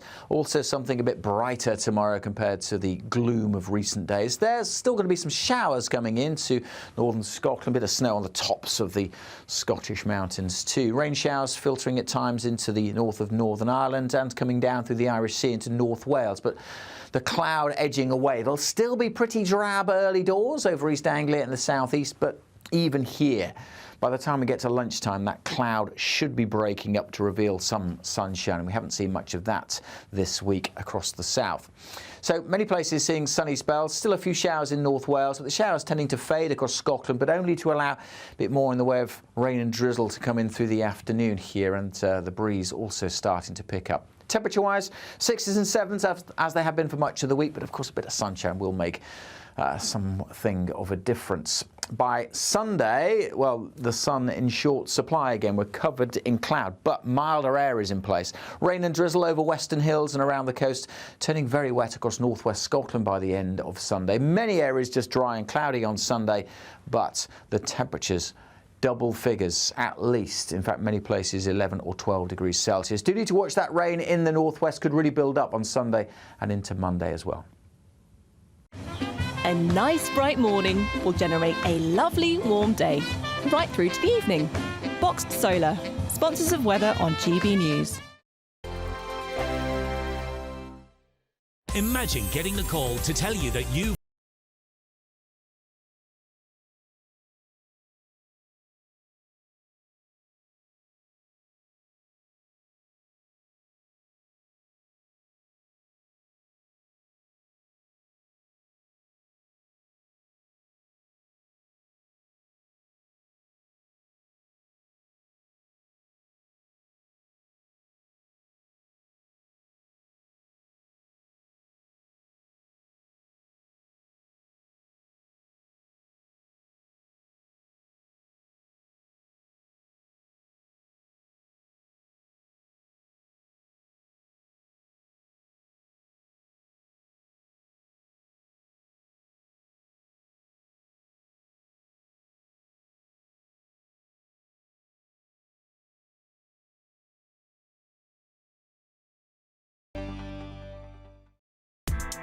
Join me, Nana Akweer, for an informative, interactive news programme with a difference. It's fun. No, he didn't say that, though. I'm so surprised. I think there's an element of truth to that. Join me from 3 p.m. every weekend, only on GB News, Britain's news channel. Hi there, I'm Michelle Dewberry, and I'm going to take a second to tell you all about my show, Dubes & Co. We start off with the issues of the day. We then bring in both sides of the arguments. We get rid of the disrespect. And then you throw me into the mix. And trust me, I'll tell it exactly how it is. And then, of course, the magic ingredient, you at home. We mix it all together, and what have we got? In my opinion, the best debate show in town. Monday to Friday, 6 till 7 on GB News, Britain's news channel. It's Patrick Christys tonight, and here we do things differently. It's explaining the absolute madness of this, doesn't it? It's explosive. I mean, this is very good. It's lively. 850. Your government sat there, Sean, and it did nothing. It's controversial. And the Middle East has been in turmoil since before I was born. It's everything you need to kickstart your evening. Everyone's had their Weetabix tonight. I love to see it. That's Patrick Christys tonight, weeknights from 9 p.m. Only on GB News, the People's Channel, Britain's news channel. Join me, Camilla Tominey, for a frank and honest discussion with those in power that cuts through the spin and gets to the heart of the issues shaping our nation. You haven't confirmed that you want to stand as leader, but you haven't ruled it out either. This report basically says that he's not fit to stand trial. Is he indecisive? Incompetent? I deliver the dose of reality Westminster needs. That's the Camilla Tominey Show at 9:30 every Sunday on GB News. The People's Channel, Britain's news channel. I'm Stephen Dixon, and thanks for joining us on GB News, Britain's news channel.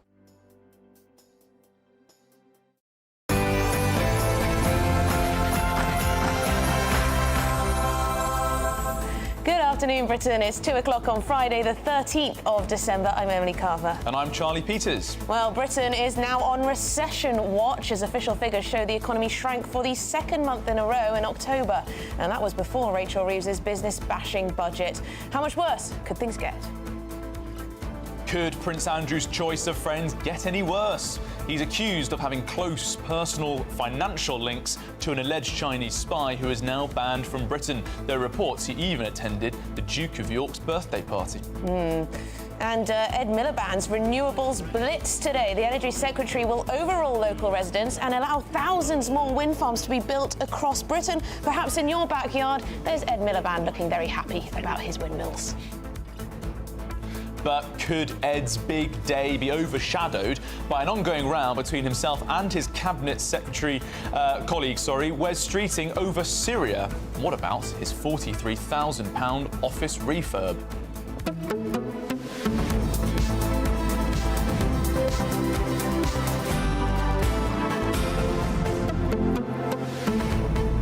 Windmills. I do sometimes call wind turbines windmills, and I know they are not the same thing. It's a bit of a derogatory term, isn't it? Yeah, well, I think windmills are quite pretty. You know, I think they're quite sweet. You know, yeah. I wouldn't be so bad if we were running roughshod over planning rules, if there were a few more windmills popping up in rural England. But it's not that. It's 800-foot mega turbine beasts. Would you mind that? People concerned. I'd probably be a bit concerned. If you had a little house out in the countryside and one day Ed Miliband came along and said, sorry, guys, I'm not listening to your objections. We're going to have a fleet of 100 wind turbines, 800-footers, the very best man can make, right in your backyard. Yeah, well, I think that's going to raise a lot of We'll give you a tenner off your energy bills. Oh, just a tenner. Well, it's 300 we're hoping for by 2030, so if you can get that first, we can then argue about the extra tenner. But in other things that we're focusing on today, we're also running a Christmas tree special. So get photos of your trees into us, please, by sending your photos to gbviews@gbnews.uk. Because we want to see them. We're quite keen. As we said earlier in the programme, we've no shortage of Christmas trees in and around the studio. We've got ginormous ones either side of us, also quite a few mini ones in the newsroom, and there are concerns going around the country.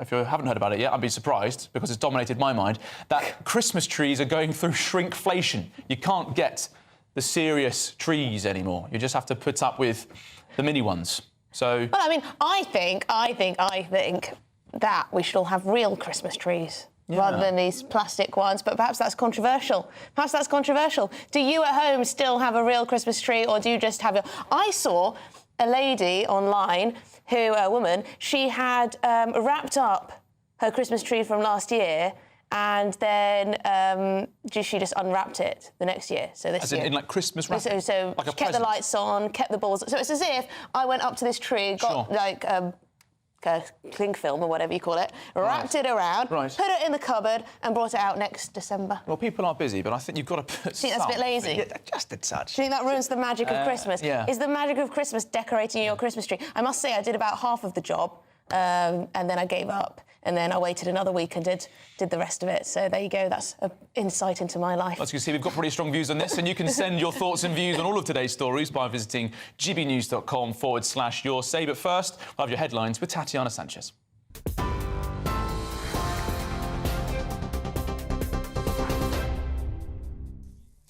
Charlie, thank you very much. The top stories. A coroner has concluded that a former British paratrooper was unlawfully killed in Ukraine. Daniel Burke died from multiple gunshot wounds in September last year. At the inquest today, the coroner said Daniel was unlawfully killed by someone who purported to be his friend. He died with bravery, but was killed by cowardice and dishonour. Daniel, from South Manchester, went to Ukraine 2 years ago to support their fight against Russia's invading forces. The inquest was also told Mr Burke had previously travelled to Syria to fight against the so-called Islamic State after being heavily affected by events in Manchester in 2017, when 22 people died in the Manchester Arena bombing. Downing Street has insisted the government's position on Syria is very clear after 2 cabinet ministers expressed differing views on the Commons vote on UK military action in the country in 2013. Energy Secretary Ed Miliband says he does not regret blocking British intervention in Syria when he was Labour leader, after the Health Secretary Wes Streeting suggested the UK's hesitation allowed the Assad regime to last for longer. Speaking today, Miliband defended his decision, saying there had been no clear exit strategy and he had not wanted to put British troops in harm's way. Syrian President Bashar al-Assad has fled to Moscow after rebels launched a major offensive against the government, ending the Assad family's 50-year rule of the country. The UK economy shrank for the second month in a row in October as concerns about the budget continue to weigh on confidence. The Office for National Statistics said output fell 0.1% following the 0.1% decline recorded for the previous month. The figures showed zero growth in the powerhouse services sector, with manufacturing and construction declining at a pace of 0.6% and 0.4% respectively. The ONS says activity had stalled or declined, with pubs, restaurants and retail among the sectors reporting weak months. Chancellor Rachel Reeves said she was disappointed by the data.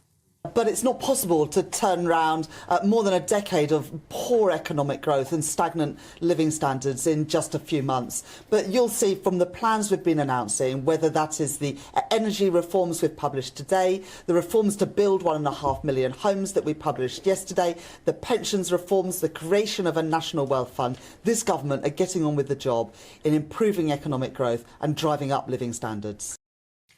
Shadow Chancellor Mel Stride says the fall in growth shows the stark impact of the Chancellor's decisions and continually, he says, talking down the economy. Well, it's not good. These are stark figures. This is the second consecutive month in which the economy has contracted. Now, bear in mind that the government actually inherited the fastest growing economy in the G7 from the last Conservative government. And what this shows is that this government's constant talking down of the UK economy is coming through in these numbers. Now, of course, we've had a budget. We're going to be seeing higher taxes, higher inflation, higher interest rates, downward pressure on wages and higher unemployment. And so it's no surprise that businesses right up and down the country are now sounding the alarm. According to reports, an alleged Chinese spy suspected of having links to Prince Andrew has been banned from entering the UK on national security grounds. The man, known only as H6, was found to be a close confidant of the Prince and was reportedly invited to the Duke's birthday celebrations. The Home Office has accused the individual of covert and deceptive activity, acting on behalf of the Chinese Communist Party. Buckingham Palace has declined to comment at this time.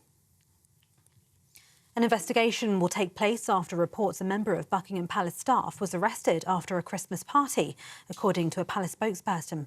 The spokesperson said appropriate action would be taken after the palace was made aware of the incident.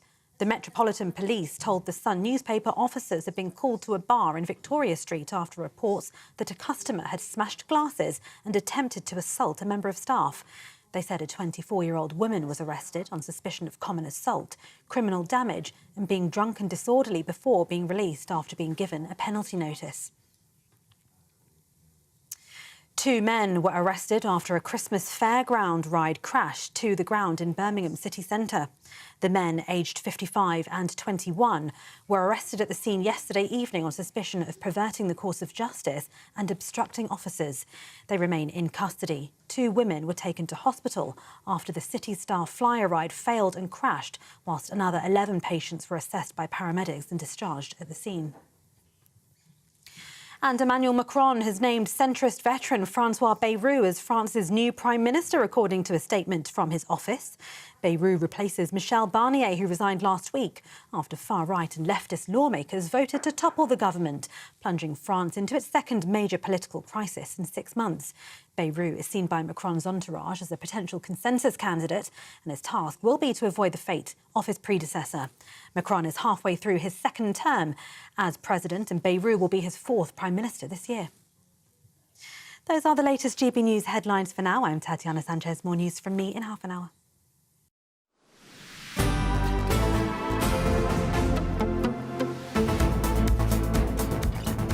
OK, good afternoon, Britain. It's 9 minutes past 2, and apparently now the United Kingdom is on recession watch. Well, that's because the economy is shrinking, and it's the second month in a row that Britain has endured negative growth. Now, Chancellor Rachel Reeves says it's disappointing, but she's promised to fight on.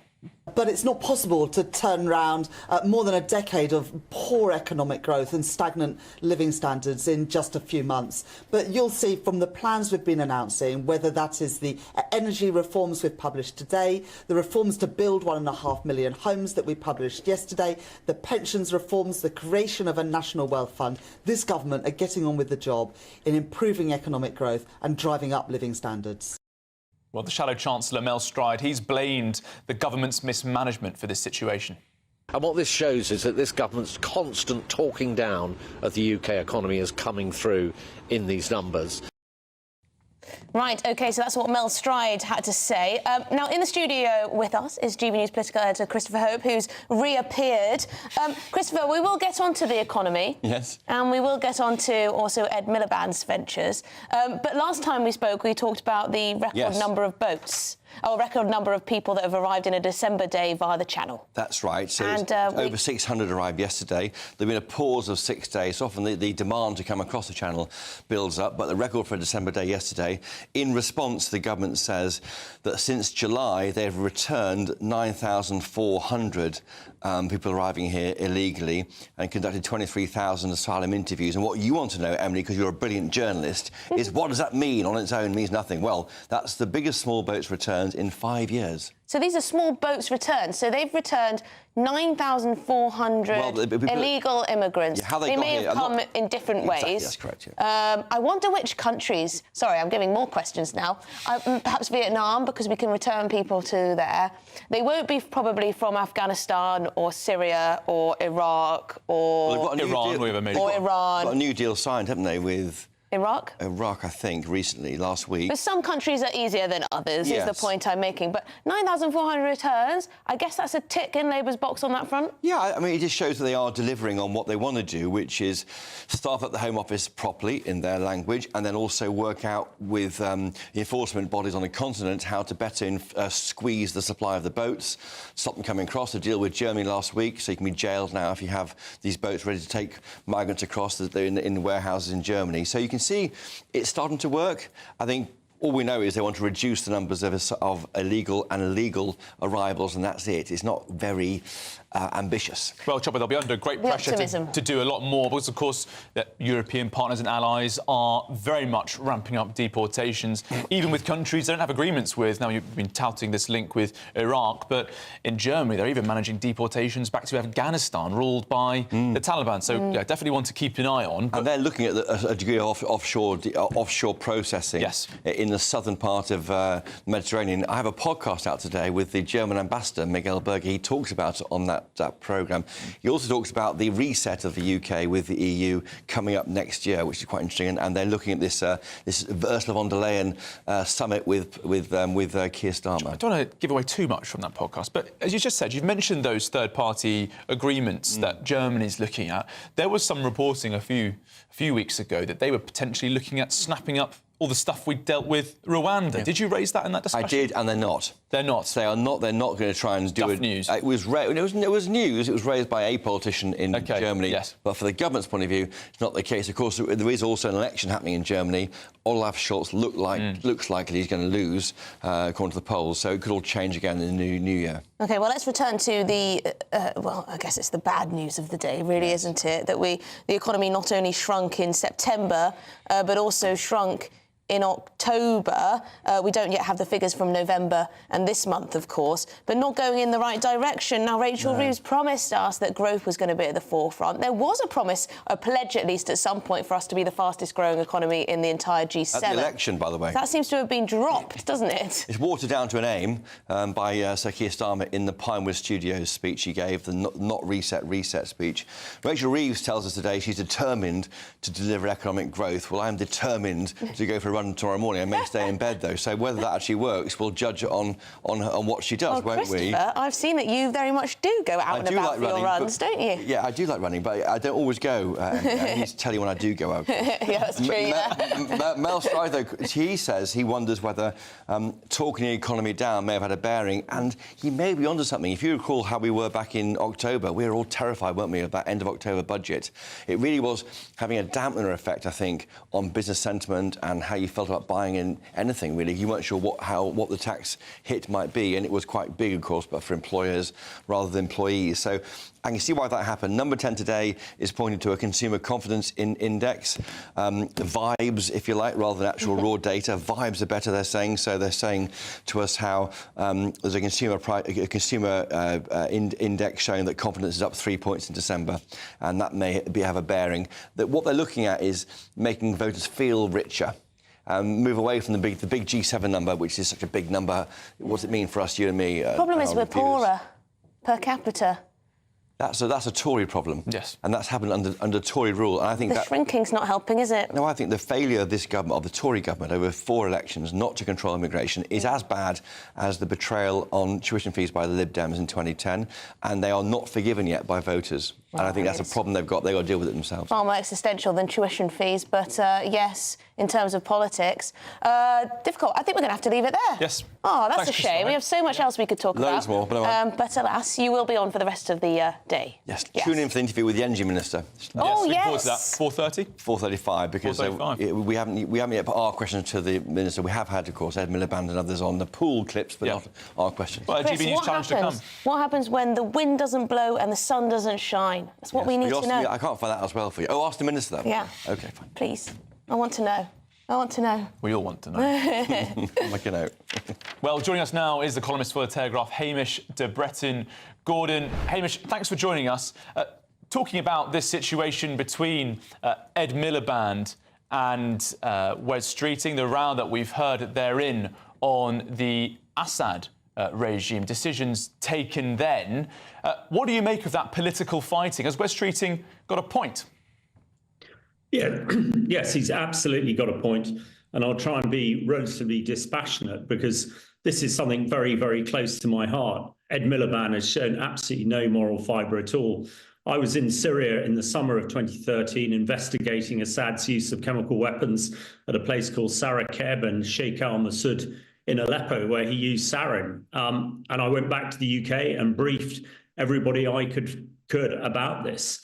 And then when we had the massive attack that we're talking about on the 21st of August 2013, where 1,500 people were killed, we then had a vote in Parliament whether Britain and the United States were going to honour Obama's red line and attack Assad.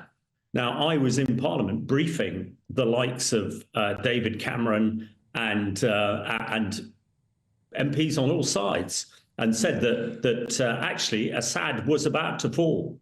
These people were about a kilometre away from his palace. If we then attacked and destroyed his chemical weapons, he would be over. This is 11 years ago.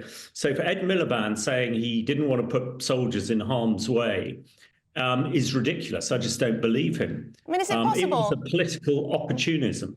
Is it possible, though, that if we had gone in back then and done what you say, that it could have set off a different chain of events that could have been equally dangerous? I mean, can one say with hindsight? Well, I don't think you need hindsight. I mean, at the time, people like me were saying it. I mean, I'd been involved in the war in Iraq in 2003 when we got rid of Saddam Hussein, and we made an absolute pig's breakfast of it. So I knew that it was different. But people like Ed Miliband just didn't seem to have the capacity to understand it was different.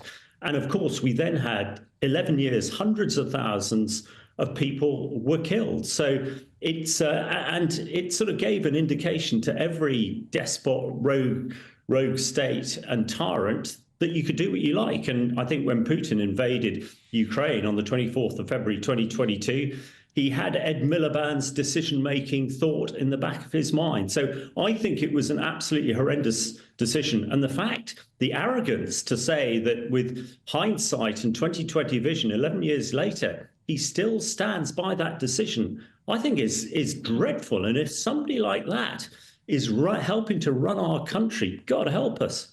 Now, Hamish, I understand that you're a chemical weapons expert. You spent much of your military career focusing on that area.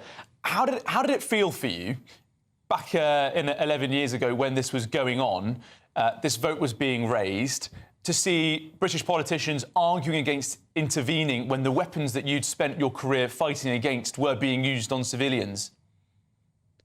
Well, it was absolutely shocking, and that's why, you know, I'm probably being a little bit dramatic now, and having shouted at these people, well, not shouted, trying to explain this was happened.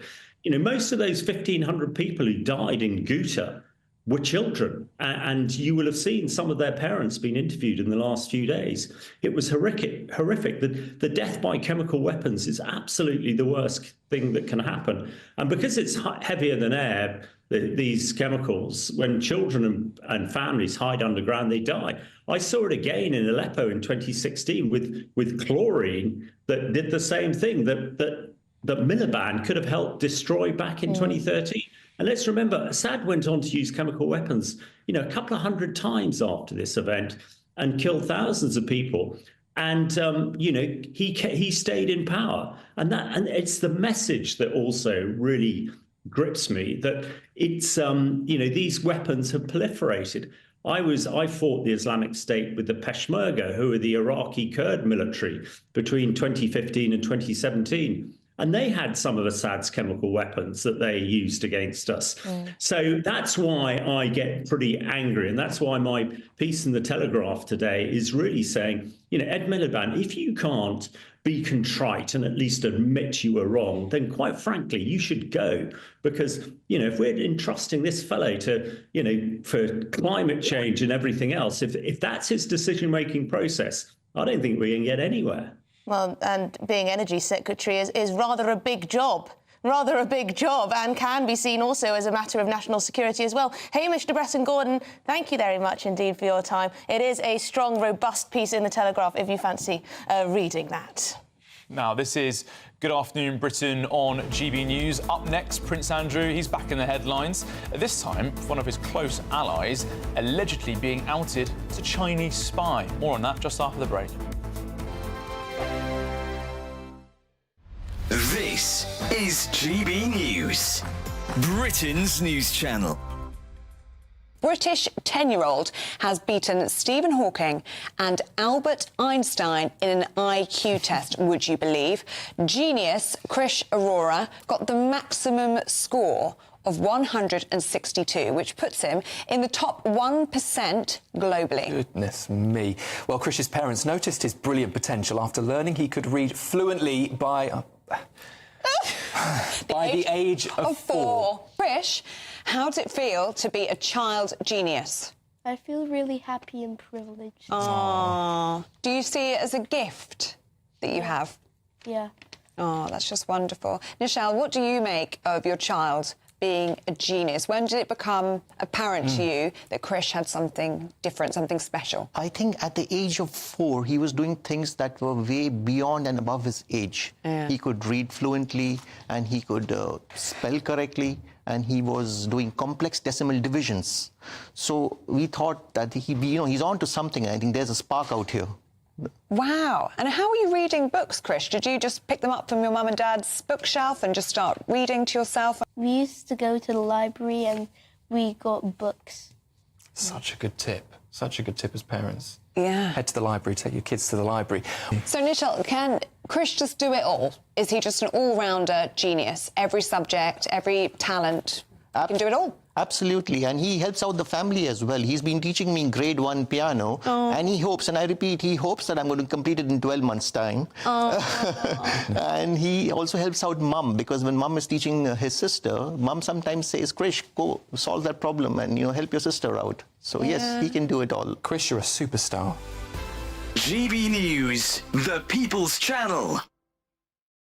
Every Saturday, 10 till 12, we'll bring you all of the news that you need to know. We'll also remind you that there is so much to smile about. It's my favourite time of the week. I get to relax, enjoy some light-hearted stories, and let Ellie teach me about fashion too. That's Saturday Morning Live, every Saturday, 10 till 12. Only on GB News, Britain's news channel.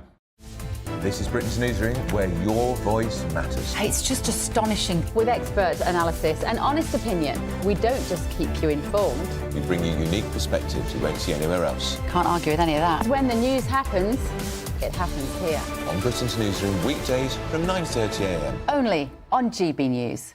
If you want your news to be straight talking... This is a nightmare for the Conservatives again. Down to earth. It's not just Nottingham where this is happening, is it? And most importantly, honest. Hard-working, middle-class taxpayers, they'll get their book thrown at them. Then catch me, Martin Daubney, Monday to Friday, 3 till 6 p.m. on GB News, Britain's news channel.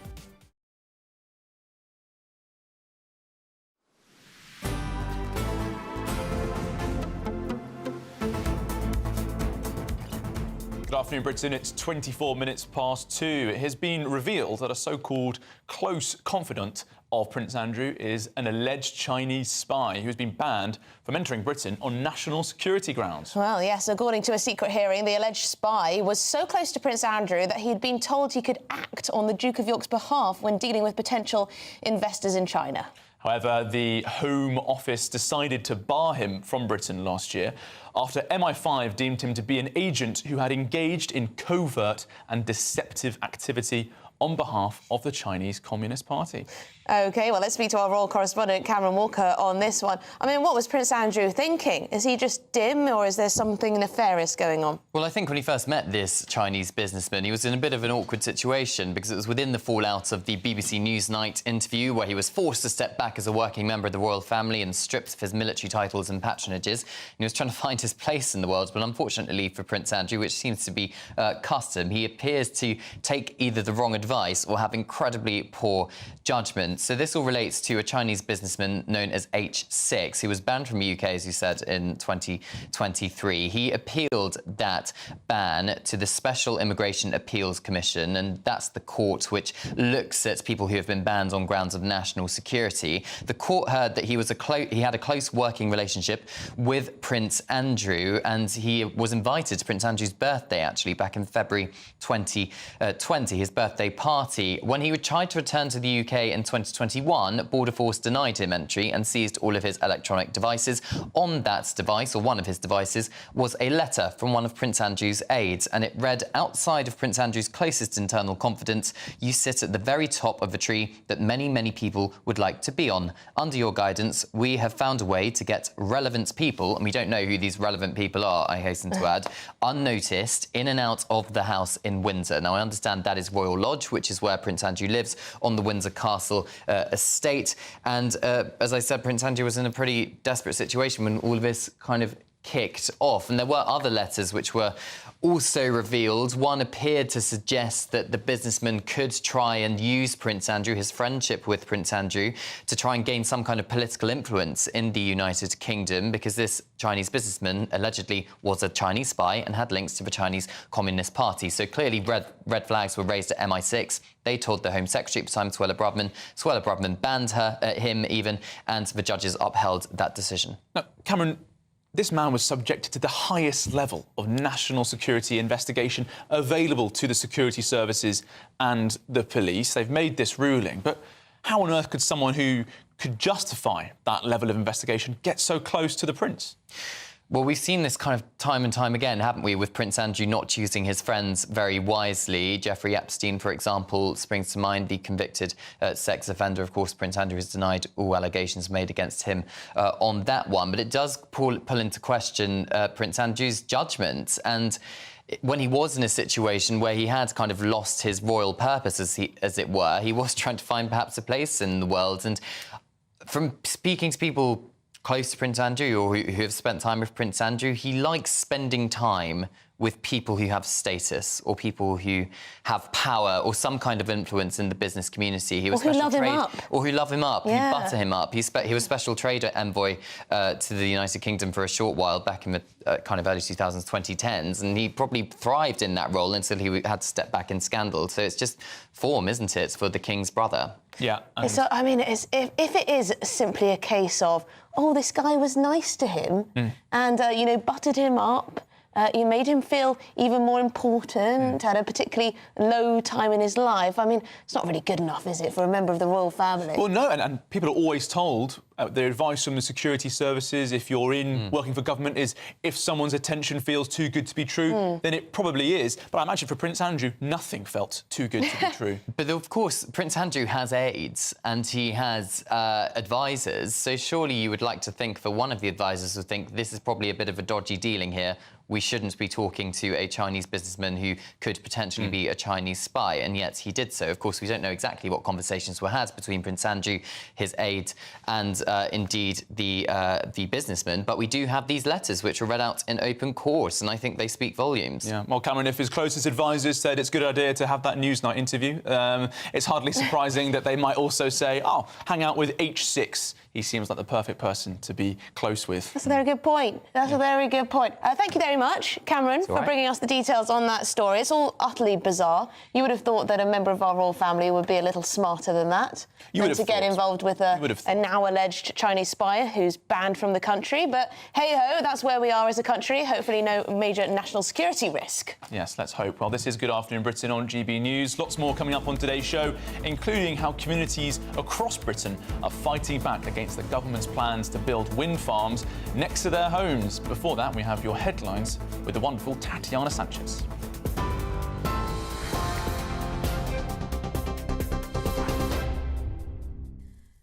Charlie, thank you very much. Right back at you. Well, a coroner has concluded that a former British paratrooper was unlawfully killed in Ukraine.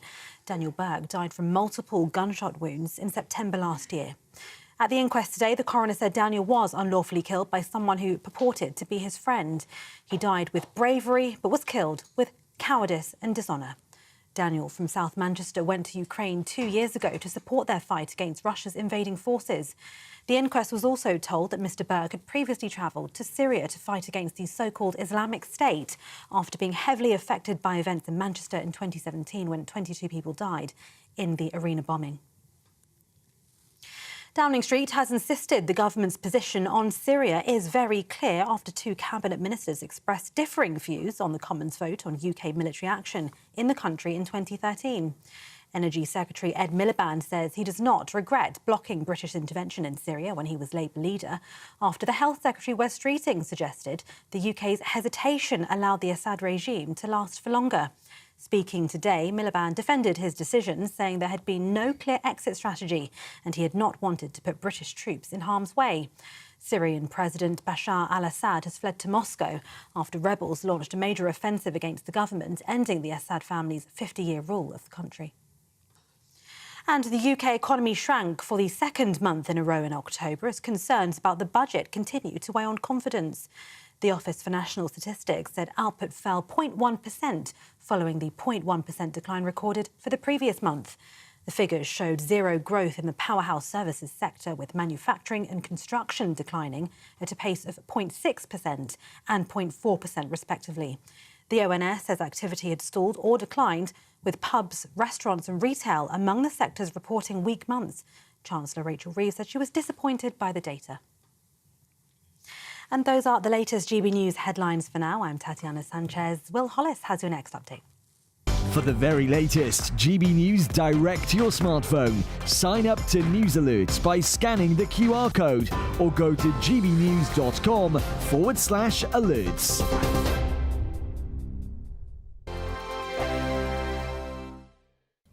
Time for your latest weather update from the Met Office here on GB News. It's been a fairly cloudy week and another pretty drab day for most. Some rain and drizzle here and there, but many places will stay dry. We are in for a change, though. This cold front is swinging its way south, and that should clear away a lot of the clouds, so many of us will be brighter tomorrow. Now, today, as I said, it is mostly cloudy, but there's some sunshine over parts of northeast Scotland, where we had a pretty harsh frost last night. Elsewhere, a lot of cloud, some rain and drizzle, southern Scotland, parts of the southwest, and there's that weather front coming in. That'll bring some wet weather across the Highlands. come this afternoon and into the evening. Many places just dry and cloudy with temperatures around or a touch below average. The winds, though, are pretty light. It's going to feel quite cool, I suspect, though, with these outbreaks of rain coming into the southwest. Probably nothing too heavy, but certainly a damp afternoon for Somerset, Devon, Cornwall, parts of South Wales. Bit of light rain and drizzle further east, but a good chunk of England will stay dry.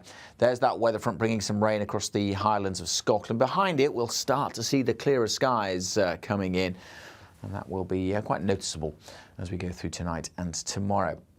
We'll track this line of rain then as it sinks its way into southern Scotland across Northern Ireland this evening, kind of fizzling out as it does so just a little bit of light rain and drizzle for a time. And we'll continue with some patchy rain over England and Wales too, quite murky over some of the higher routes. But then the clearer air comes in and the clearer skies come into Scotland, Northern England, parts of Northern Ireland. And temperatures will drop here, certainly in the east of Scotland with some shelter, could get down to -2 or -3. The cloudy skies keeping temperatures above freezing for England and Wales. So it will still be cloudy first thing tomorrow here, but I'm hopeful that Northern England, much of Wales will brighten up. Some showers coming into North and West Wales. Sunnier day for many, and even the southeast will eventually cheer up come the afternoon with some sunny spells before more rain then comes back into the northwest later on. Bye for now. The latest GB News travel.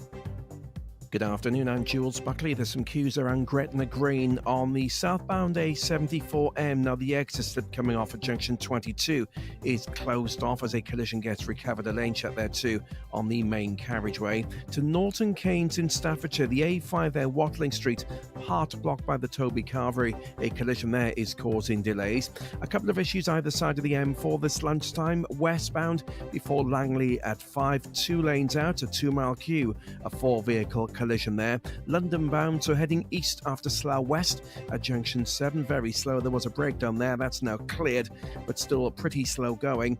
And just before the Bell Common Tunnel, the clockwise M25, just around junction 27, a lane shut very slow. It's at the scene there of an accident. That's the latest.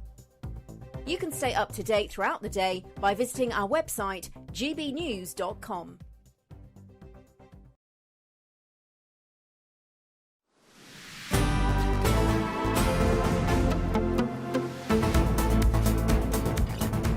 Well, good afternoon, Britain. Welcome back. It's 35 minutes past 2, and there's plenty more coming up on today's show. But before that, we've got Nana Akweer at 3 p.m. Nana, what's coming up on your show later today? Well, I mean, we've got to talk about it. Rachel Reeves' recession. Can you imagine Jonathan Ross giving that one a go? Look, it seems that everything that Rachel is touching seems to be turning to dust. And a lot of the policies, which a lot of people can see straight through, are saying that this is not going to work. But Rachel Reeves is pushing ahead. So I'll be speaking to a farmer and an economist looking over that. And of course, Prince Andrew, he's not having the best time. He's not a great choice of... He's not good at choosing friends, is he? But we'll be looking at his so-called spy connections and also migrant houses.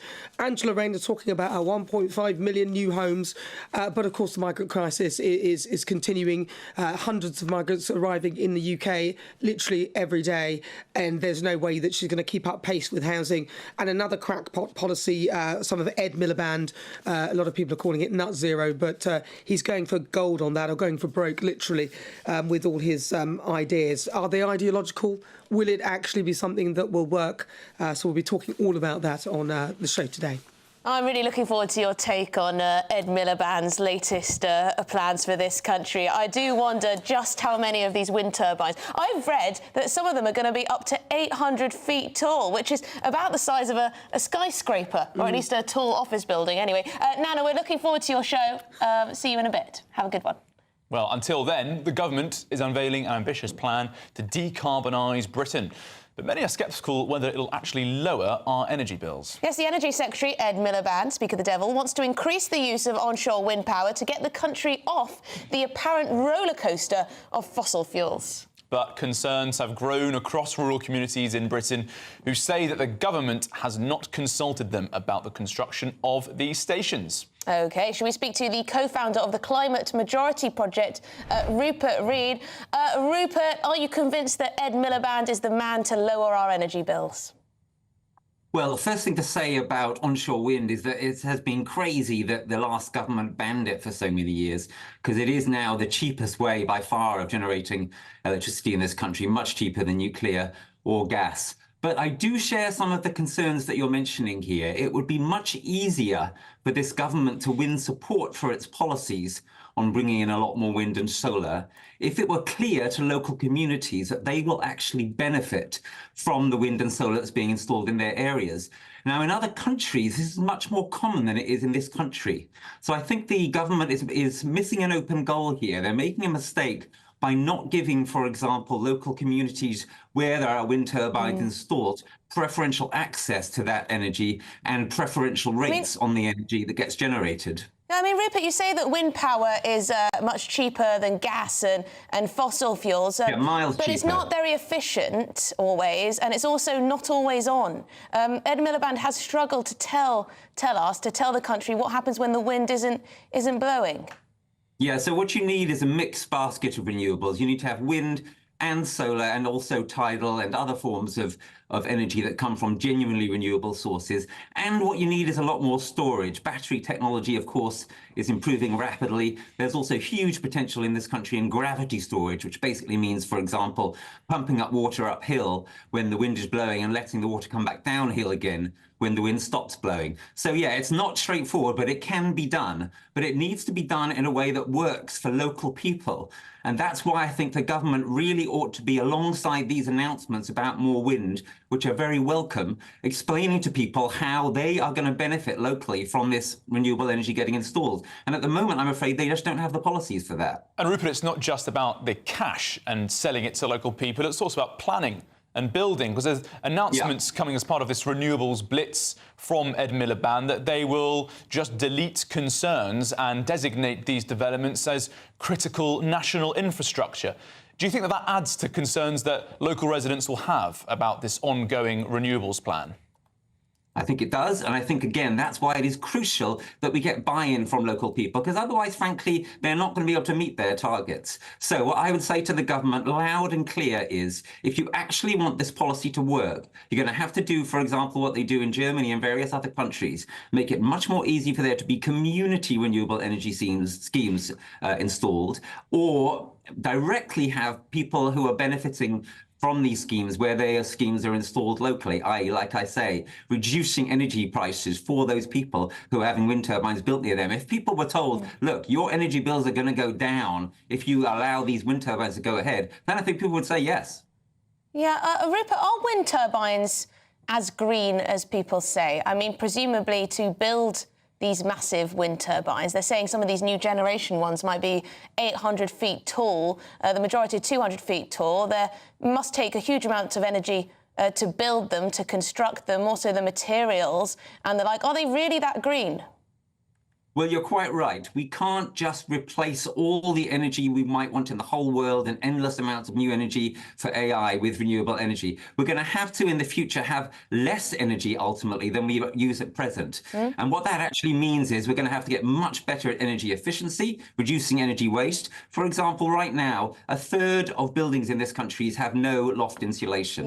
We're heating the sky. Everyone knows that's completely crazy, right? So again, I would say to the government, you're missing a huge opportunity by not rolling out a huge program of insulation for our buildings in this country. Rupert, if we insulated our buildings in this country properly, then we wouldn't need so much energy in the first place. I mean, yes, I don't think there's anyone in the country who wouldn't say that it's a good thing to insulate properties, not least because why aren't they doing it? That's my question. Bills would be, well, I think we're not doing it because it's extremely difficult in some of the older properties. No, it's not that difficult. In some of the older properties, it is. I mean, I've spoken to experts on insulation, and some of the older properties, it is very difficult. Also, they're expensive and also quite intrusive to sort of go around the country, go into everyone's properties and, you know, I don't know, rip out their boiler and also insulate their ceilings and everything. It's really not that hard, honestly. I've had it done. It's not that hard. Well, how much did it cost you? How much did it cost you, Rupert? It cost me just a few £100. It's really not that much. What we ought to have is a government programme, for example, to roll it out for free in council houses, to roll it out for free in affordable housing, so-called. Yeah, it's not going to be free, though, is it? It's the taxpayer who will have to pick up the bill. Yeah, That's I know, the issue. But we'll save money hand over fist. Because we've been promised. We'll save money hand over fist because we won't have to be wasting money by heating the sky. Do you understand? Yeah, no, I get that, Rupert, but we've been promised for years now that we're going to have this net zero transition and that our bills are going to get cheaper, that we're going to have a positive impact on climate change and the like. We haven't really seen any of that. And in the meantime, other developing countries around the world are kicking on, still using coal, still using fossil fuels at great rates. Also, all our manufacturing has pretty much gone to countries where energy is far cheaper, where they are still using fossil fuels. And I just wonder, when are we going to get these great gains for British people? Well, look, the reason why we haven't had these gains yet is we've had, for the last decade, a government which has been pushing completely in the wrong direction on this. Now, this government is finally planning to actually do something about it. What I'm saying to you is they're not going to succeed unless they get local people on board, and they're not going to succeed unless they have a huge program of insulation and of reduction of energy waste and of reduction of energy inefficiency. All these things are possible. Other countries are doing them. What we also need, and this is absolutely critical, is a general program of adaptation, climate adaptation. We would be getting people much better on side in this country into climate action if we made clear to them how what we are doing is helping them to deal with climate impacts. So I would say to Ed Miliband, it's all very well and it's good to go for decarbonisation in the way that he is doing. But I want to see way more resourcing going to help people who are dealing with flooding, to help people who are dealing with the growing risk of wildfires. Okay, if we had that kind of serious support for climate adaptation, then again, I think the population would get on side much better. OK, we're getting the population on side. That's what you want the government to do. But with these solar farms that they're developing, they need to be, obviously, in the sunny parts of the country. That's generally the south and the east. That's going to be a hyper-concentration. We've already seen protests, farmers in Cornwall blockading council offices due to some of these proposals. Is it really the right way to go about it, just to say, oh, we might give you an extra few £100 if you permit these processes to go ahead? It seems like the opposition to this is really quite strong. Could it, in your mind, generate some more of that sort of protest? Could we have more eco-disruption caused by these plans? Look, what needs to happen with solar farms, again, is that they need to be brought in a way that works for everybody. So if people actually did have a reduction on their bills, their own bills, where they live, if they had solar farms installed near where they live, I bet a lot of people say, all right, then, I'll take that. I'm happy with that. But it's got to be done in a way that gets local agreement, like you say. So that means they shouldn't ride roughshod over local planning rules. They should involve local people in deliberation. And, you know, solar farms can be done well. They can be done, for example, in a way that is integrated with agriculture. There are plenty of solar farms around Europe where you've got, for example, sheep happily grazing amidst the solar panels. And in the future, we know that there are going to be unprecedented heat waves, unfortunately. You can actually have what they're calling agrovoltaic farming. What that means is you have farming going on under solar panels. You have growing of crops under solar panels, because, incredible though it may sound, some crops now are being harmed by getting too much sun and too much heat in our hot summers like we had 2 years ago. There are actually plenty of win-win-wins here if we look for them, but I'm afraid that the government... as long as we have that base load, I'm all for solar panels and wind turbines where they're suitable, but as long as we have that base load and those bills are affordable for people. Rupert, I also am glad to hear you talking about adaptation. Because a lot of times people sort of pretend that we can just turn the temperature down, just turn off climate change, when actually it would be better off actually helping people deal with warmer temperatures or different temperatures. Anyway, Rupert Reed, thank you very much indeed from the Climate Majority Project. Yeah, thanks very much for joining us, Rupert. He's insulated his home, a few £100, still wearing a scarf indoors. There we go. Well, this is Good Afternoon Britain on GB News. Coming up, You're so mean. We reveal the best and brightest... Sorry, Rupert. We'll get the best and brightest Christmas trees from all of your submissions. Thankfully, they've been flying in, as John Lewis warned that some Brits are staying away from the bigger models. We're flanked by two of them, and we'll show you more just after the break.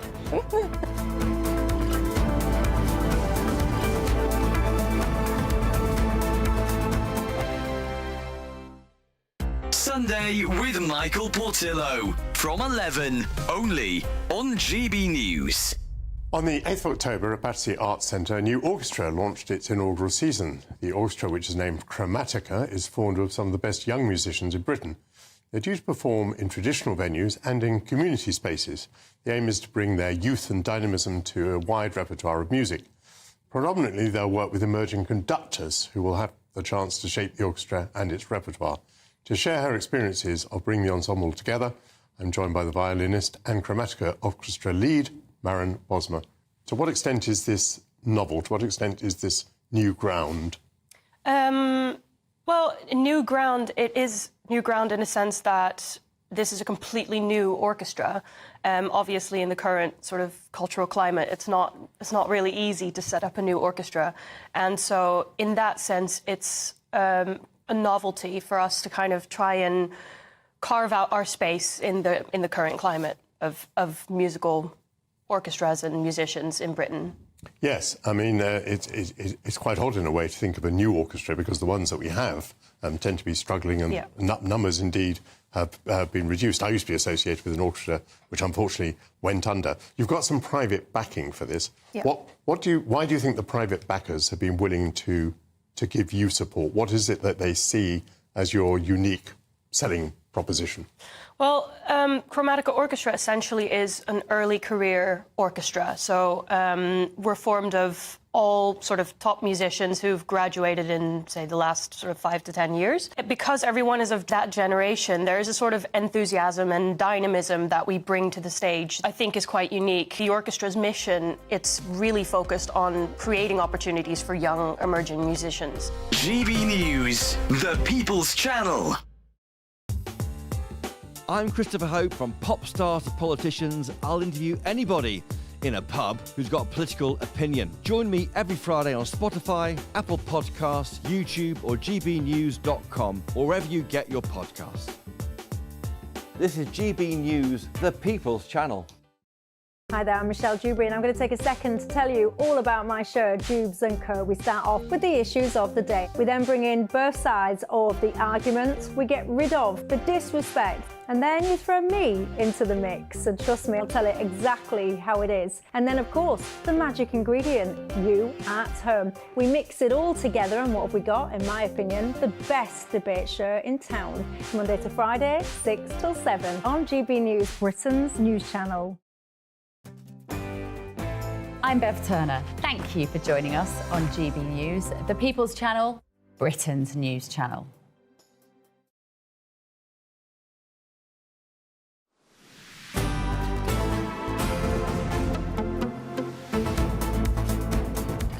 Right, welcome back. Is bigger always better, Charlie? Yes, I think so. It depends on the size you've got to put it in the room when it comes to Christmas trees. According to John Lewis, there has been a tremendous drop in the sale of larger Christmas trees. And they've added that the latest festive trend has seen sales of 6-foot and 7-foot trees drop by 13% and 6% respectively. Well, you wouldn't believe this, Charlie, but I've got an 8-footer at home. Well, showing off. Yeah, I know. The retailer has attributed the shrinking size of Christmas trees to smaller living rooms and the fact that larger trees tend to get in the way of watching television. Bah humbug, eh? Yes. Oh, I can't possibly have a big tree because it might get in the way of...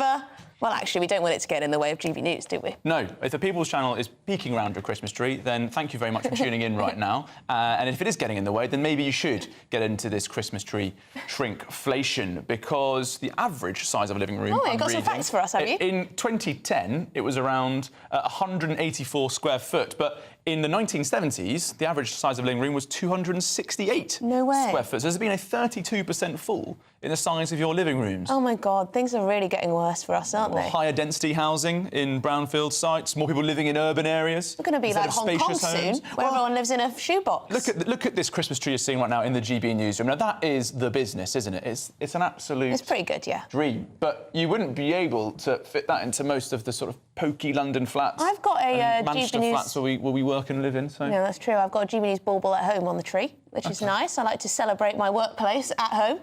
But you've been sending in photos of your Christmas trees, and Dale is kicked off with this mini... Oh, that's a tiny tree, Dale. That's too tiny. Don't shame It's Dale quite pretty, for though, his isn't tree. it? I think it's a lovely tree. It's very cute. I think the colour scheme is perfect, very much in order.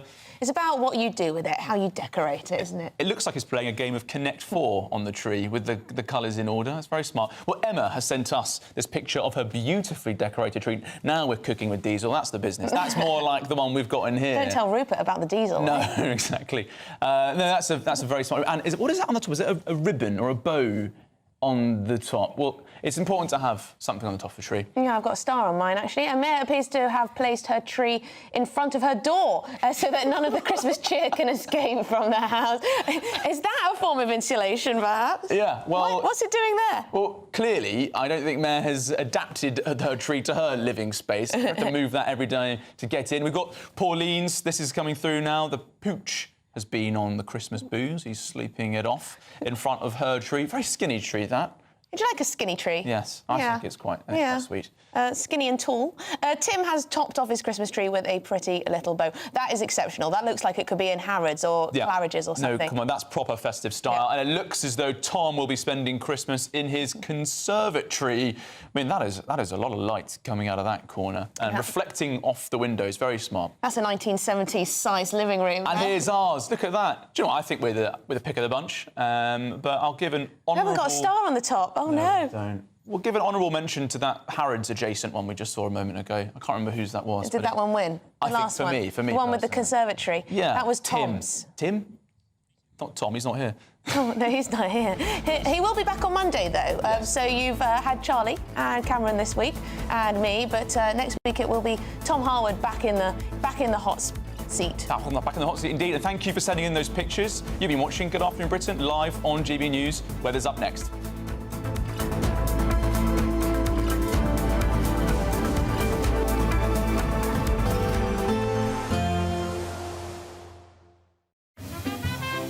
Heavy showers first thing will be followed by a warm, cosy day. Boxed boilers, sponsors of weather on GB News. Yes, it's time for your latest weather update from the Met Office here on GB News. Bit of a change on the way. For many of us, something a bit brighter tomorrow. We'll finally see a bit of blue sky. By Sunday, it'll be grey again, but it will, at least by then, be a little bit milder. Grey and chilly for most today. Bit of drizzle here and there. It's a bit of a messy weather picture, but this line of rain tracking south will introduce clearer skies behind it. And that will be spreading its way right across the south by tomorrow. But certainly tonight, it'll stay cloudy in the south. That keeps the temperatures up with the clearer skies. Certainly in eastern Scotland, we will see some frost here. But we should also see some sunshine across Scotland, northern England, North Wales. Also something a bit brighter tomorrow compared to the gloom of recent days. There's still going to be some showers coming into northern Scotland. A bit of snow on the tops of the Scottish mountains too. Rain showers filtering at times into the north of Northern Ireland and coming down through the Irish Sea into North Wales. But the cloud edging away. It'll still be pretty drab early doors over East Anglia and the southeast, but even here, by the time we get to lunchtime, that cloud should be breaking up to reveal some sunshine. We haven't seen much of that this week across the south. So many places seeing sunny spells, still a few showers in North Wales, but the showers tending to fade across Scotland, but only to allow a bit more in the way of rain and drizzle to come in through the afternoon here, and the breeze also starting to pick up. Temperature-wise, 6s and 7s as they have been for much of the week, but of course a bit of sunshine will make something of a difference. By Sunday, well, the sun in short supply again. We're covered in cloud, but milder air is in place. Rain and drizzle over western hills and around the coast, turning very wet across northwest Scotland by the end of Sunday. Many areas just dry and cloudy on Sunday, but the temperatures double figures at least. In fact, many places 11 or 12 degrees Celsius. Do need to watch that rain in the northwest. Could really build up on Sunday and into Monday as well. Expect a warm front, moving from the kitchen right through to the rest of the house. Boxed boilers, sponsors of weather on GB News. It's our festive treat to you. Your chance to win an incredible £50,000 in tax-free cash. Our biggest ever Great British giveaway. What would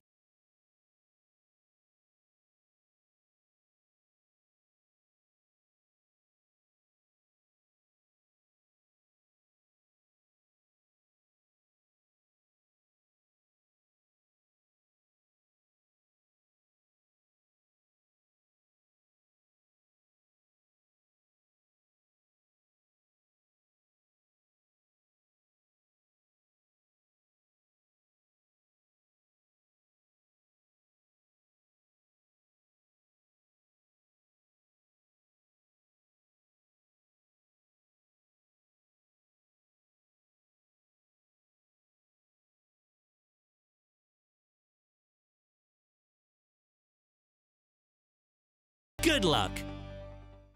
If you want your news to be straight talking, this is a nightmare for the Conservatives again. Down to earth. It's not just Nottingham where this is happening, is it? And most importantly, honest. Hard-working, middle-class taxpayers, they'll get their book thrown at them. Then catch me, Martin Daubney, Monday to Friday, 3 till 6 p.m. on GB News, Britain's news channel.